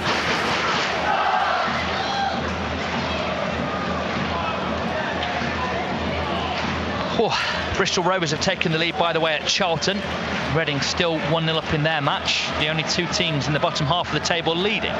Still Wigan no longer leading here against Carlisle. Moxon's come a long way to win the ball to Gibson here on the left touchline. Lays it off to Moxon. Taken off his toe by White, tackling back, but Carlisle get the throw. Middle of the Wigan half. Infield it comes. Maguire tries to turn it around his man. Handball shout the crowd, but it wasn't. Gibson, good strength, good tenacity, good tackling. Moxon couldn't even foul Lang though as he looked to slalom forwards. Running against the Carlisle defensive line. Great running from Callum Lang, but then he just gives the ball away with his pass. Lavelle, nice one out to Gibson on the left-hand side. Steps away from his man. Disguised pass inside, finds Callum Guy on halfway. They go looking for Armour on the left-hand side. Can he get this under control? Oh, it's awkward, but he's done it on the touchline. Smashed out of play by Callum McManaman. Carlisle get the throw in, but really good inventive play from Carlisle. I think that hurt Armour a little bit, but I'm sure he'll be okay. Yeah, it's good play, but even when Wigan get it back now, they haven't got all these options. Suddenly White's back, Lang's back, and it's taken them a little bit of a clearance, and Carlisle are just sweeping up and starting their attacks again. So starting to dominate a little bit, aren't they? And it's more like Wigan are playing as an away team. They're trying to play on the counter-attack. Maguire and Gibson trying to link up. Gibson's just lost the ball there to McManaman. Good tackle though. Falls to Carlisle, edge of the area. Oh, just couldn't quite keep it. Moxon wins it back. Great last-ditch play. I think two Carlisle players tackled each other. Out to the left, and Gibson having a great game for United. Feeds it around the corner to Maguire. Then taken out. Referee surely going to give the free kick, is he? He's given the goal kick. Surely Maguire was caught as he played that. He's still down now. The referee doesn't want to tolerate him at all, just trying to ignore him. Now he comes over. How can I ask if he's all right, Chris, if he doesn't think it's a foul? Well, he might just be saying why he doesn't think it's a foul. Well, Maguire doesn't look happy with him. Some swallows or swifts, I can never tell which is which, darting around inside Brunton Park, eating up any flies looking to come in this summer evening. Referee just coming over to talk to Maguire again. Well, he's quite checking, but there's a change coming here for Carlisle United, and it's Maguire going off. And I missed who it was coming on, Chris. Did you see? I'm just looking up now. Looks like is it not? He's been booked for taking his time going off here, Maguire. This referee's not exactly endearing himself to anyone, in truth. Yeah, look, Flange, I think, coming on. Flange coming on for him. Maguire's gone off the far side. Referee presumably, can he come on? I mean, yeah, here he comes. Luke Flange on then for Sean Maguire, who's maybe run his course tonight then. Yeah, we knew he wasn't going to last the whole game, but Flange might be just thinking now, I'll just go in behind a bit like Maguire has, because he's got some joy with that. And then, as I said, it makes a lot more room for Moxon and Guy. Goal kick forwards from Wigan. Under it, two Carlisle men. Armour pulls rank over Lavelle, clears. Plange's first touch takes him into a tackle, and it was a foul from Plange. Loose touch. Smith caught. Needs to do that a little bit better, doesn't he? He's on loan from a Premier League side. He's scored goals at this level. Needs to assert himself now. Still early in his loan, but doesn't want to get it into his head that he can't do the basics, Chris. Could do with a game where he maybe nicks the winner here, just to kick-start his Carlisle career. Jump start. Just at risk of diving in there. Trying to break forwards here, Wigan, but they're just taking on way too much there. They just went a bit, Wigan. They're making some funny decisions. Moxon on the ball, just keeping Carlisle ticking over in that midfield, not going for the Hollywood ball, helping United just keep a bit of possession. In it comes to Huntington. Turns and swirls it downfield, looking out to that right-hand side. Good take there. Out on the right. Is that Edmondson? Yeah, and then a good pass inside. That's really good work from Ryan Edmondson. He's possibly been watching Charlie White the way he did that. Now Lavelle, nice ball out to Gibson on the left, playing as an inside forward here. They are scared of Jordan Gibson all of a sudden. Checks, has his man going on beyond him, gets it to Armour here, sends the cross in. It's not a very good cross. Like him. Easily dealt with by Wigan, and they'll clear through Clare. Lavelle looking to get onto it with his head, making sure White couldn't get there. Might just drop towards Gibson, and they are scared of Jordan Gibson, Chris. Headed out to play there by McManaman rather than risking it going to United's number 7, and now McManaman sat down. Might have just tweaked a hamstring in going for that one there. Yeah. What a night Jordan Gibson's having. Yeah, on the ball, off the ball, doing really well. Hand in the goal. It looks like they're going to make a double switch here. Yeah, a couple of changes coming here for Wigan, and McManaman I think he's done. 10 minutes coming round. Chris, what is it? You read it out. 8,649. 8,649. How many for them? 1,405. 1,405. Wow, that's some away following. But still 7,200 odd Cumbrians in tonight, Chris, which is pretty amazing on a Tuesday night. Yeah.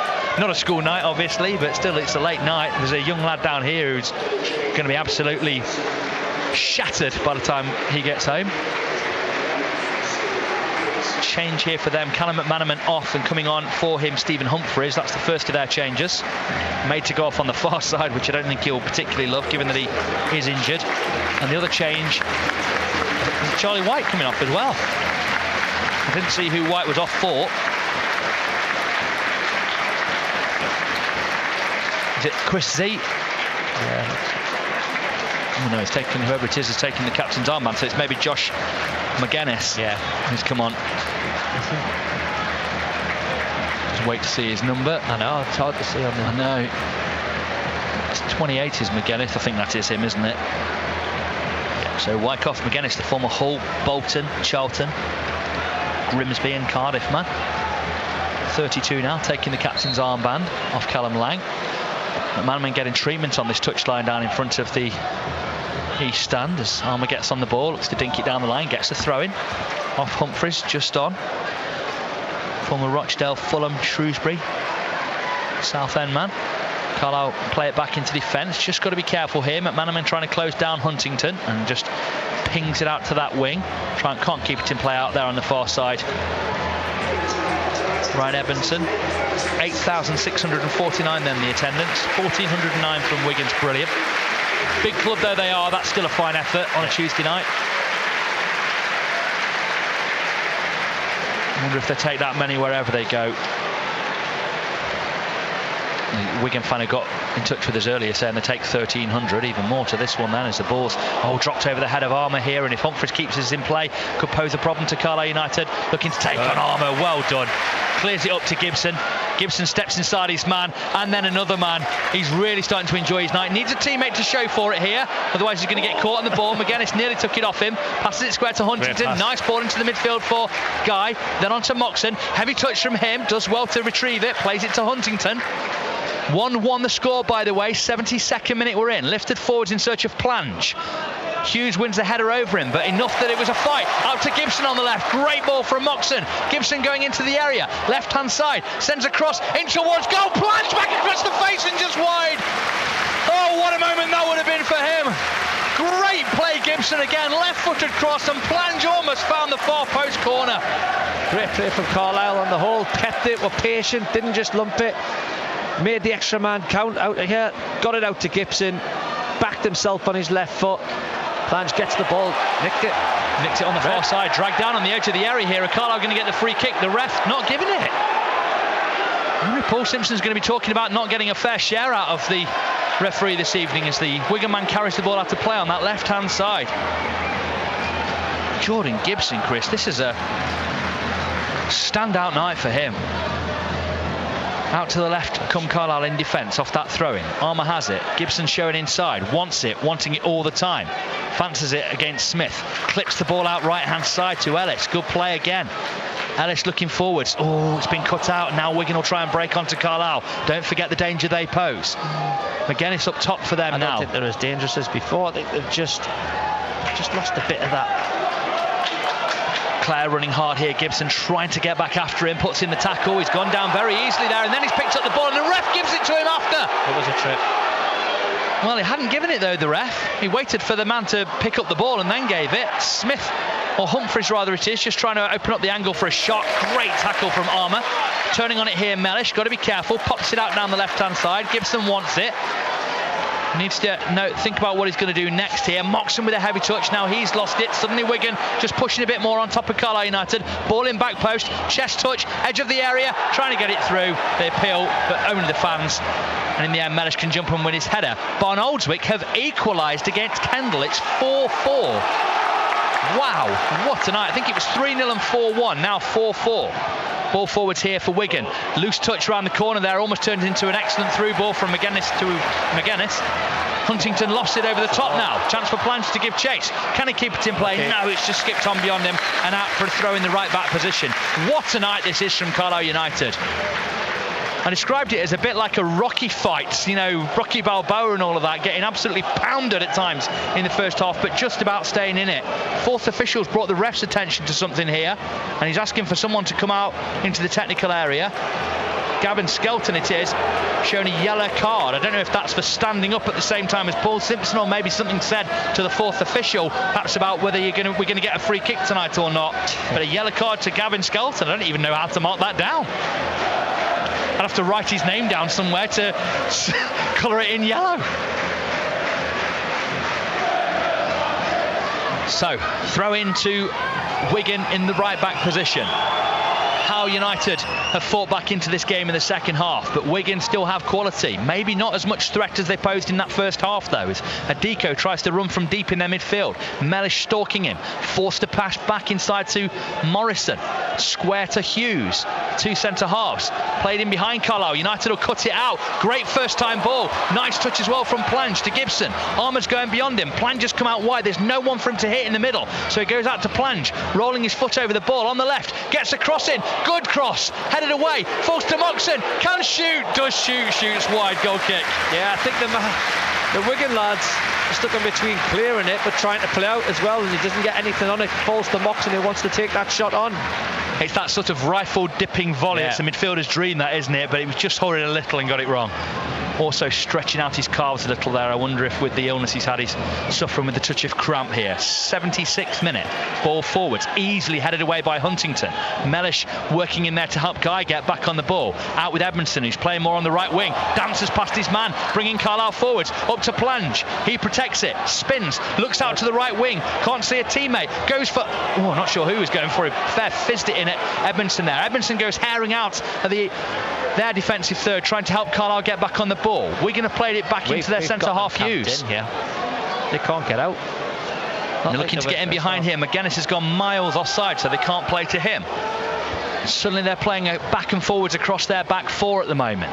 Now brought out by Morrison, runs into congestion, so gives it to the left back, gets it back under a bit of pressure but not quite enough. United hadn't fully committed to the press, nearly won it back on the far side but out for a Wigan throw. 77th minute. Remember how the game was roaring past, Chris, early on? Why is it going so slow now?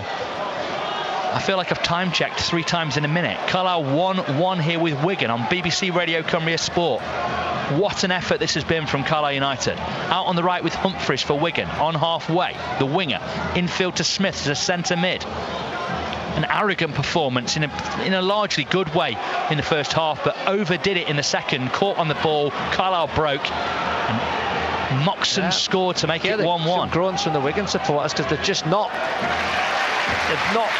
got options, have they? They've not gone through the gears at all, certainly since we've scored either. McGuinness running hard down the right hand side there. I think there's some changes afoot potentially. Smith gets on the ball here from Clare, back into defence. Hughes has to bring it down on his chest, backpedaling as he does so in the central defence. Gives it square to Morrison. How many times have you heard those two names mentioned in the last few minutes? Back square to Hughes. Morpeth beating Workington 3-0, so a 5-0 win on the opening day for Workington, but a 3-0 defeat they're on for at the moment on the northeast. Liam Noble dominating that game by all accounts. Oof, almost caught on the ball there, Hughes. Got it stuck under his feet in front of Plange. Just couldn't quite cut that out, Edmondson, as it went out to the left-hand side. Ball over the top, looking to get in behind Carlisle United here with Asgard. Faded in the second half, but still a lively player. Trying to spin around Ellis there. Dragged down, was he? Well, the referee's allowed play to go on because he's still on the ball. Trying to jink away from Ellis for the second time. Gets a swirling cross over everyone and onto the... In fact, it didn't even touch the red track. Straight into the waterworks. Goal kick. He's a funny one, isn't he? Showing some ability, but again, his teammates look over at him. It's just, when he's got that much ability, how do you hit it that hard over the goal and into the sideboards? But as I've said, they've kind of run out of a little bit of ideas compared to the first half when they were very comfortable in what they were doing. Full-backs haven't been flying forward. I haven't mentioned the left back at all. What could have been an overwhelming night for Carlisle United, Chris, is fast becoming an inspiring one. Yeah, definitely. Ball forward, Plange jumps, wins his header, Gibson brings it down, stepping inside his man. He's got an option out on the right, jinks past another. He's really starting to enjoy this, really playing up to the big occasion, Jordan Gibson. On the right with Edmondson, going beyond him, Ellis, slid in. Ellis tries to put it through the legs of his man, can't quite, and in the end it's played off him for a goal kick to Wigan. But Carlisle trying to be proper front-footed. Yeah, but you're right in what you're saying. We kind of have made it a cup tie. The supporters have definitely what we asked for before the game, and just after 10 minutes, stick with them, get behind them. They have done that, and the players and supporters have totally responded. They've got him behind here down the right-hand side. One pass has managed to evade Armour. Down the right with Humphreys, trying to find the angle for a shot. All the way across the face of goal, and nearly at the back post they got it. But thankfully just beyond the man sliding in. Goal kick Carlisle when it could have been 2-1 Wigan. Yeah, that was that one pass, as you say, it took a few people out. Humphreys fortunately didn't look that comfortable, but in the end he still made that half a yard for himself. You could see he dragged it.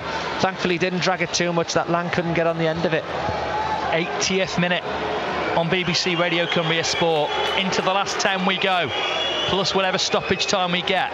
More changes, I think, coming for Carlisle. I can see a laminated book being banded about in the dugout. Can't see who's coming on yet as Humphries heads up. Carlisle should be able to allow this out for a throw in the Wigan half. Arm the man bypass just moments ago there. With that ball in behind, just showing a reminder of the quality. Gibson spinning on the ball, passing blind in field. Manages to pick out Ellis, volleyed away by Wigan. Underneath it, Armour. He'll head it back into that Wigan half, battling for it, Plange. Armour wants to make it his, but can't. Lavelle just been ragdolled off. They've slid it out left-hand side. Lang with the angle, trying to find the space for the shot. Dinks it over the bar, goal kick.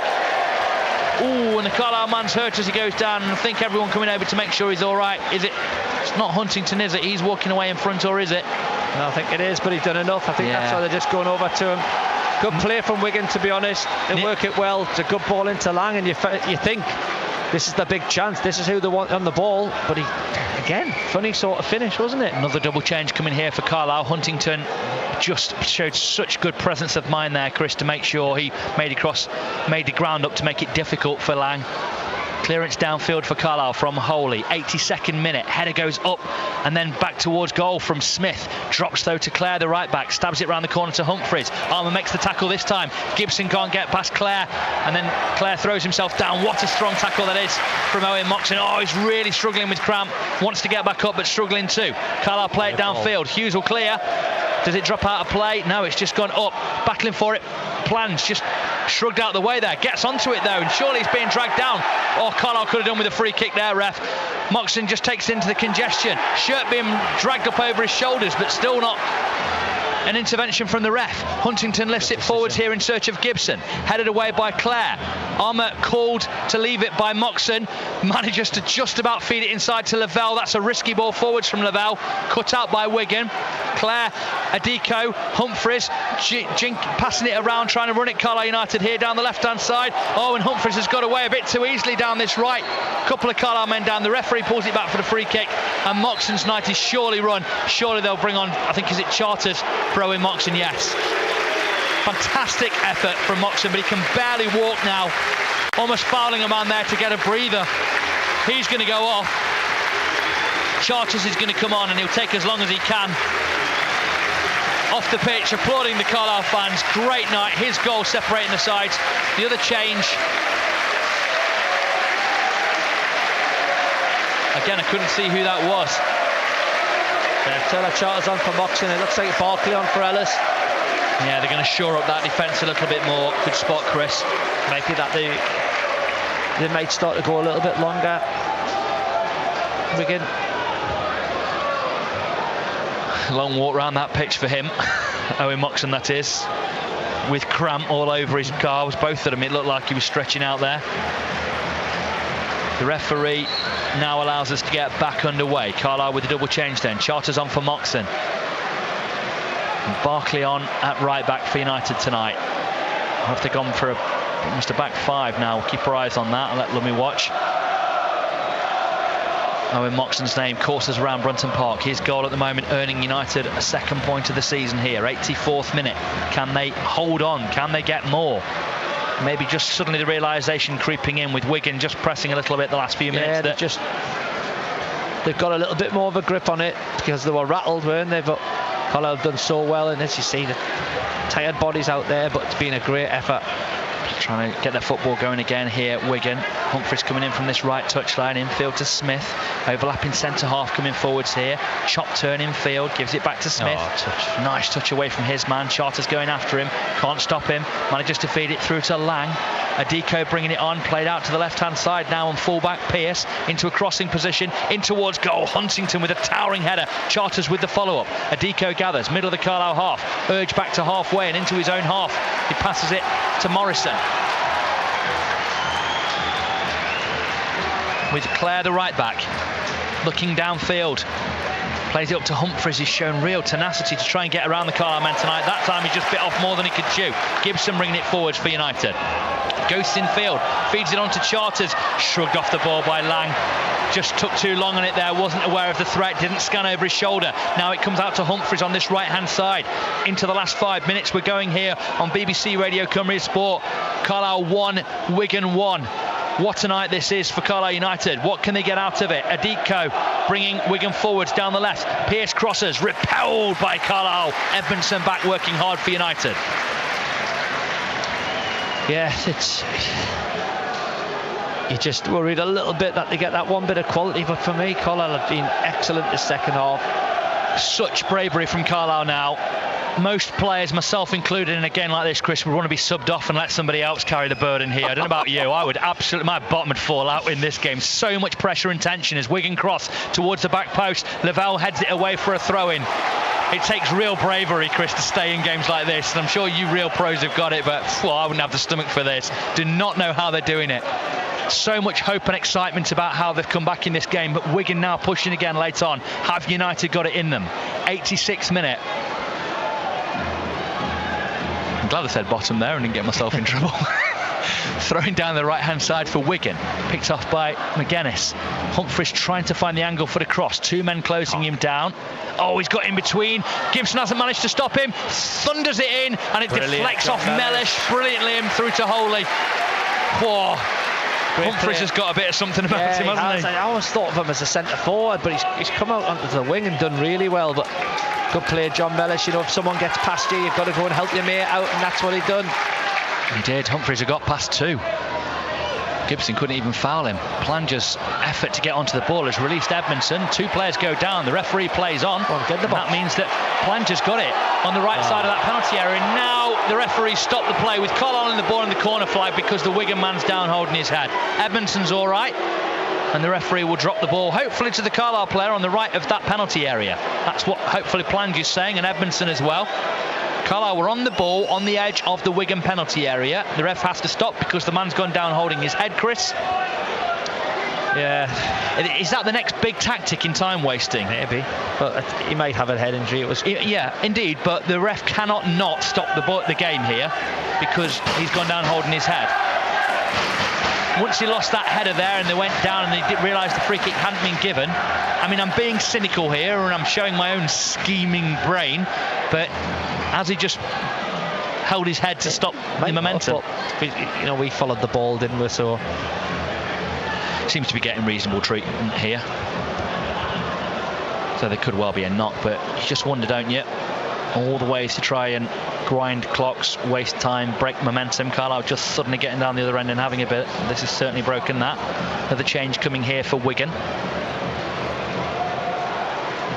I think I might have to bite the bullet, Chris, and be one of those commentators who reaches an age where they bring binoculars to try and pick out the numbers on these night games. Looking from the dark into the light and back to the dark on the far side. I can't always pick the numbers out these days. Barrow have equalised at Accrington. Emil Aqua off the bench and amongst the goals after scoring his first goal for the Bluebirds at the weekend. Barrow 1-1 then in League 2 at Accrington. I'm going for 21. Actually, I'm going for 22. I was 22 already on. No, Chris C didn't come on, it was McGuinness. I think it's 22. Chris C. We shall see shortly. It's fairly extensive treatment, so I think we can agree that it probably was a head injury to the Wigan player. Carlisle players in little discussions all around this game. We're into the 89th minute now, and this is a fairly lengthy stop, and there have been quite a few substitutions and another one coming. I think we can expect a good 6 or 7 minutes, do you think, Chris, with the way that things are these days? Chap on my left nervously doing some online shopping or something. He's just testing his pulse as well to our left. I'm sure many of you listening wherever you are. And the boys in Lanzarote, guys on the beach I think in Marbella. I don't know if it's still good enough for that. Great to have you all with us this evening. I'll go through text and tweets at the conclusion of this game. We're into theoretically the 90th minute. The fourth official's got some work to do here because he's got to make a sub and give up the time added on fairly shortly. Final checks on the man down. And the physio team are walking him off. I'm not sure where the boos are coming from. I presume the Carlisle fans. I think is it Asgard who's down. I think you can see a hint of a man bun, top knot, depending on your take on it. And the change is Asgard off, and you were right, Chris Z coming on. And Z, another of their youth players, just 19 years of age.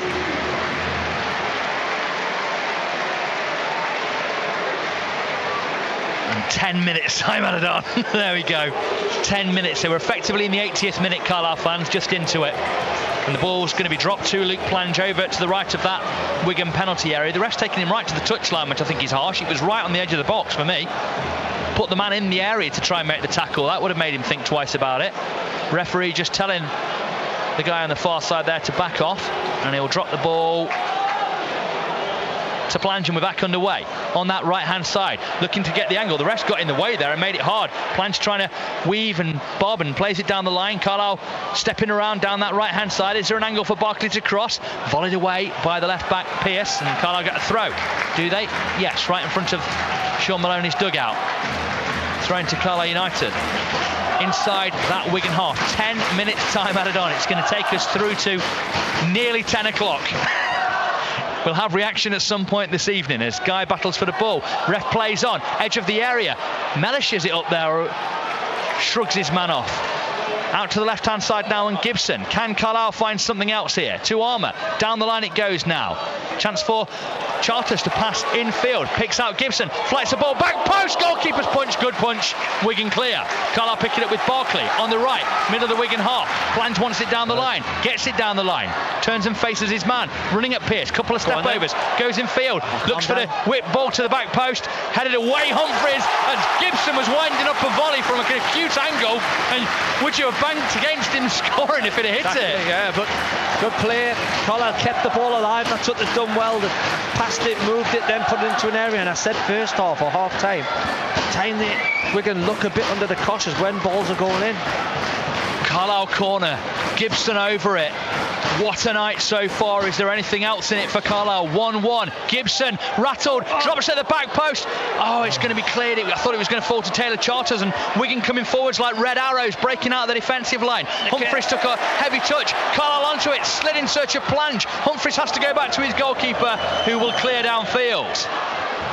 Carlisle need to be careful with this ball over the top. Huntington's there. Lang picks it up though. Handball, surely. Free kick Carlisle. Well done, ref.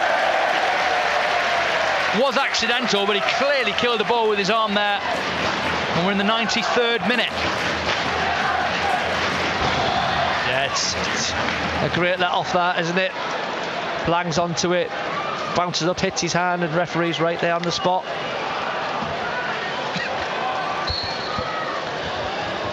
Referee urges Holy to get on with the free kick forwards there. Lofts it over the defensive line. Who is it? Is it Plange trying to get on the ball in the area there? He's done brilliantly to bring that down. Holds off his man in the box as well. Jinking, weaving, out to the right, cross in, takes a deflection, Carlisle corner. Tell you what, Chris. The lads in Magaluf are jumping up now. Graham Petrie and the boys. Oof.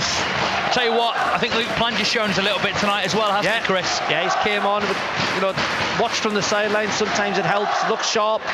As you say, could do with getting on the end of some of them, even just hitting off his whatever. Had the notorious early write-off from a few Carlisle fans already, but showing us a bit of what he's made of tonight. Can he find a goal for Carlisle United and win them this thing against Wigan? Ball in from the corner, back post, Huntington's there. Wigan head away. Bit floated that one, yeah, you're right. From, is it Armour or Charters? I think it's Armour, and I think he's coming over to take the throw on this near side. Carlisle throw, 94th minute. We'll have 100 here. The ball boy just throwing it just slightly wide of Armour there, who looked to the heavens as he's just jogged over from the far side, shattered already. We're going into the 95th minute. Carlisle throw, good ball back in there.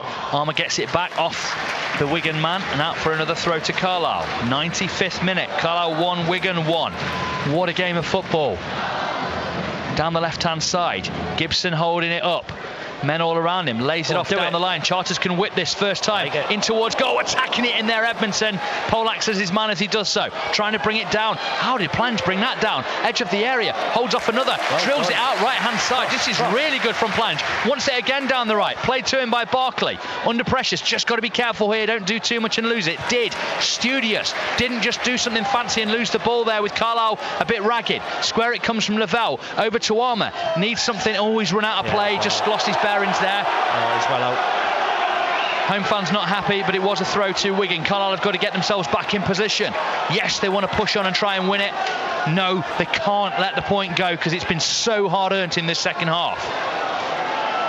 Into the 96th minute, Wigan not showing the urgency anymore, passing square across their defensive line. Credit to us, isn't it? The shape, and they're scared of us going on the break as well. Hughes bringing it forwards, passing into the Carlisle penalty area. McGuinness gets the cross in. Carlisle, oh dear me, between Lavelle and Holy, they couldn't make their mind up. Lavelle didn't know whether to touch it and stop Holy from being able to pick it up or leave it in the hope that he'd get there, and in the end it drifts behind for a corner. I have to say, needlessly conceded.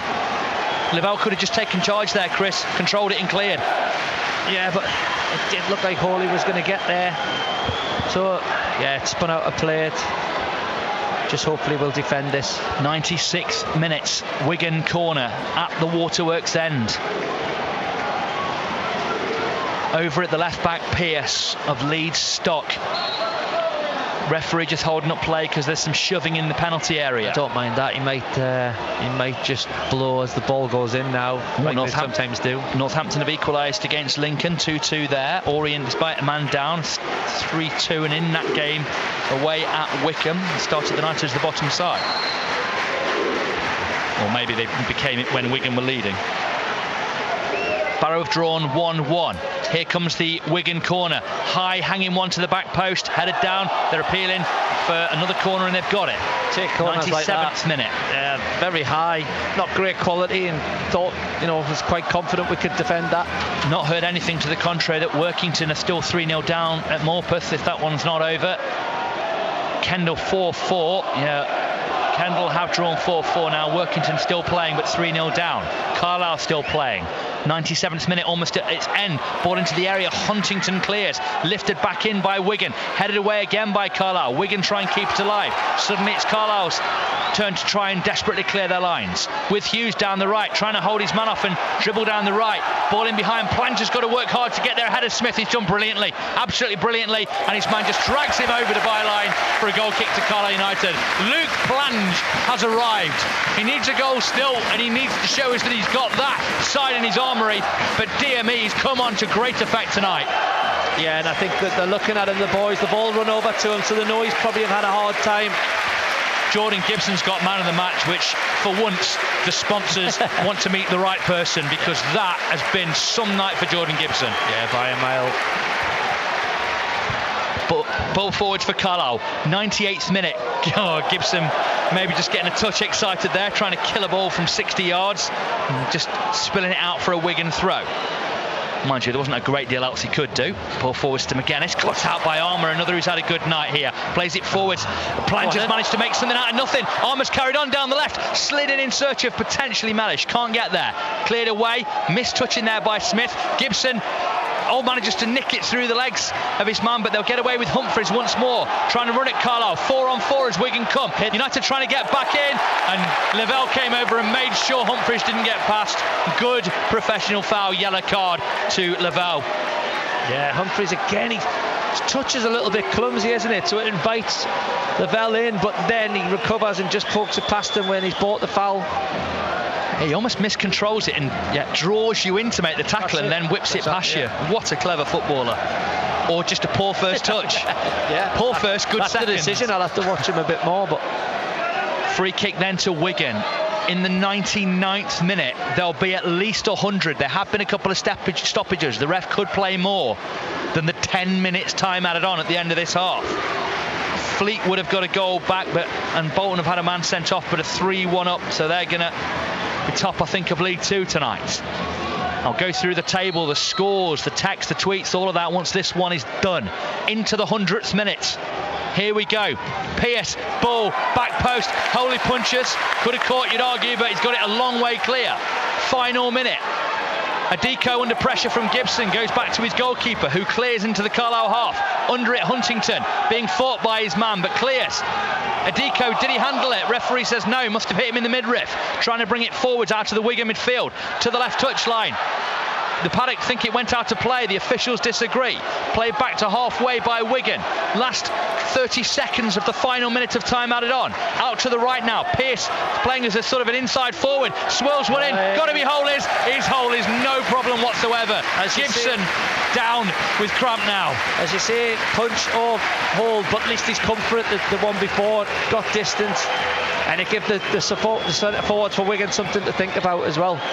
Welcome to listeners on AM and DAB. Carlisle 1-1 here. Barrow 1-1 in their game. We'll hear about that shortly. A draw 2 for Kendal Town somehow in their match. Defeat, it looks like, for Workington Reds. Here come Wigan again. Now at the mercy of the referee. Into the 11th minute of time added on. Wigan flick on. Huntington clears. Mellish in the fight here with Adiko. Over the top from Armour. Plange giving chase if the defender makes a mistake. He doesn't. It's a really good touch from the defender. Played it forwards into Clare. Adiko bringing it forwards now. How much more time will there be? Already 40 seconds beyond the 10 added on. That's it. The ref blows for full time here at Brunton Park.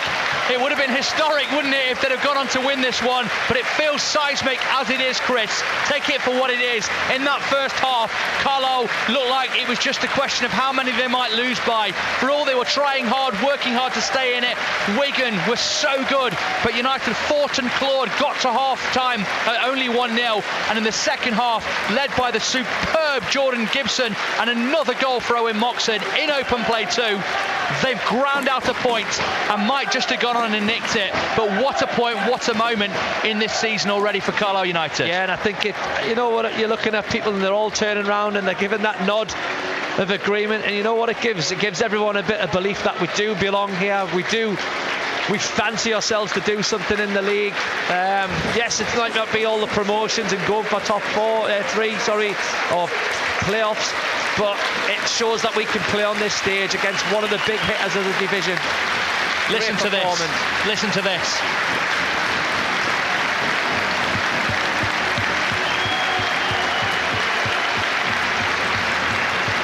Ryan Edmondson, another who worked very hard out there tonight. There's not a player out there who had a poor game for Carlisle United. Really enjoyed Plan showing what he can do. But you enjoy watching work rate, but also quality with it, and we got both tonight. And as you say, good spirit from the lads as well when Plange was running back, tackling, and they're all running over to him. So another good show of spirit, and it'll give the lads belief as well. I know they would have had it, but it gives the supporters and lads belief about being good enough for this stage, because they certainly are. Carlisle legend Dean Walling, great performance from the Blues, better team second half, well done the Blues, he says, getting in touch, having watched it this evening. That's just the thing, Chris, you know, they work hard and only get a point out of Fleetwood. They work hard and blow it, ultimately their point against Oxford. If they'd have got buried here tonight, there might have been some, you know, lack of belief creep around the camp. This has done absolutely the opposite, hasn't it? Yeah. This has fueled them now for this season. Yeah, for every player, you look at Hawley there, he's come for crosses at the end, he's made a good save in the second half. You know, Huntington, you know, we had the text, didn't we, a little bit at half time about Lavelle. I thought he was very, very good second half, because he was just doing exactly what he's good at, tackling, you know, closing down, being strong, passing it on, and in the end his men go off. Gibson, outstanding performance, everything. Work rate, on the ball, passing, moving. Moxon gets his goal, but from 1 to 11 and the subs as well, you're right, it just gives everyone that belief, and the supporters more importantly, who were just, as we said, with the text coming in, it was the minority, but they were having a little wobble, a little bit of a nervous moment, but yeah, you play like that every week, you have no...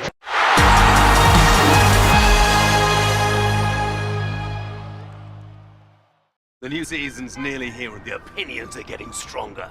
We've got serious pulling power now. What? To get the top players now? Aye? It's like I've been saying, if he settles the squad, we'll be back on top. Only this time we're going for the quadruple. You are joking, aren't you? The time for talk is nearly over. With over £4 million in free bet giveaways and huge price boosts, kick off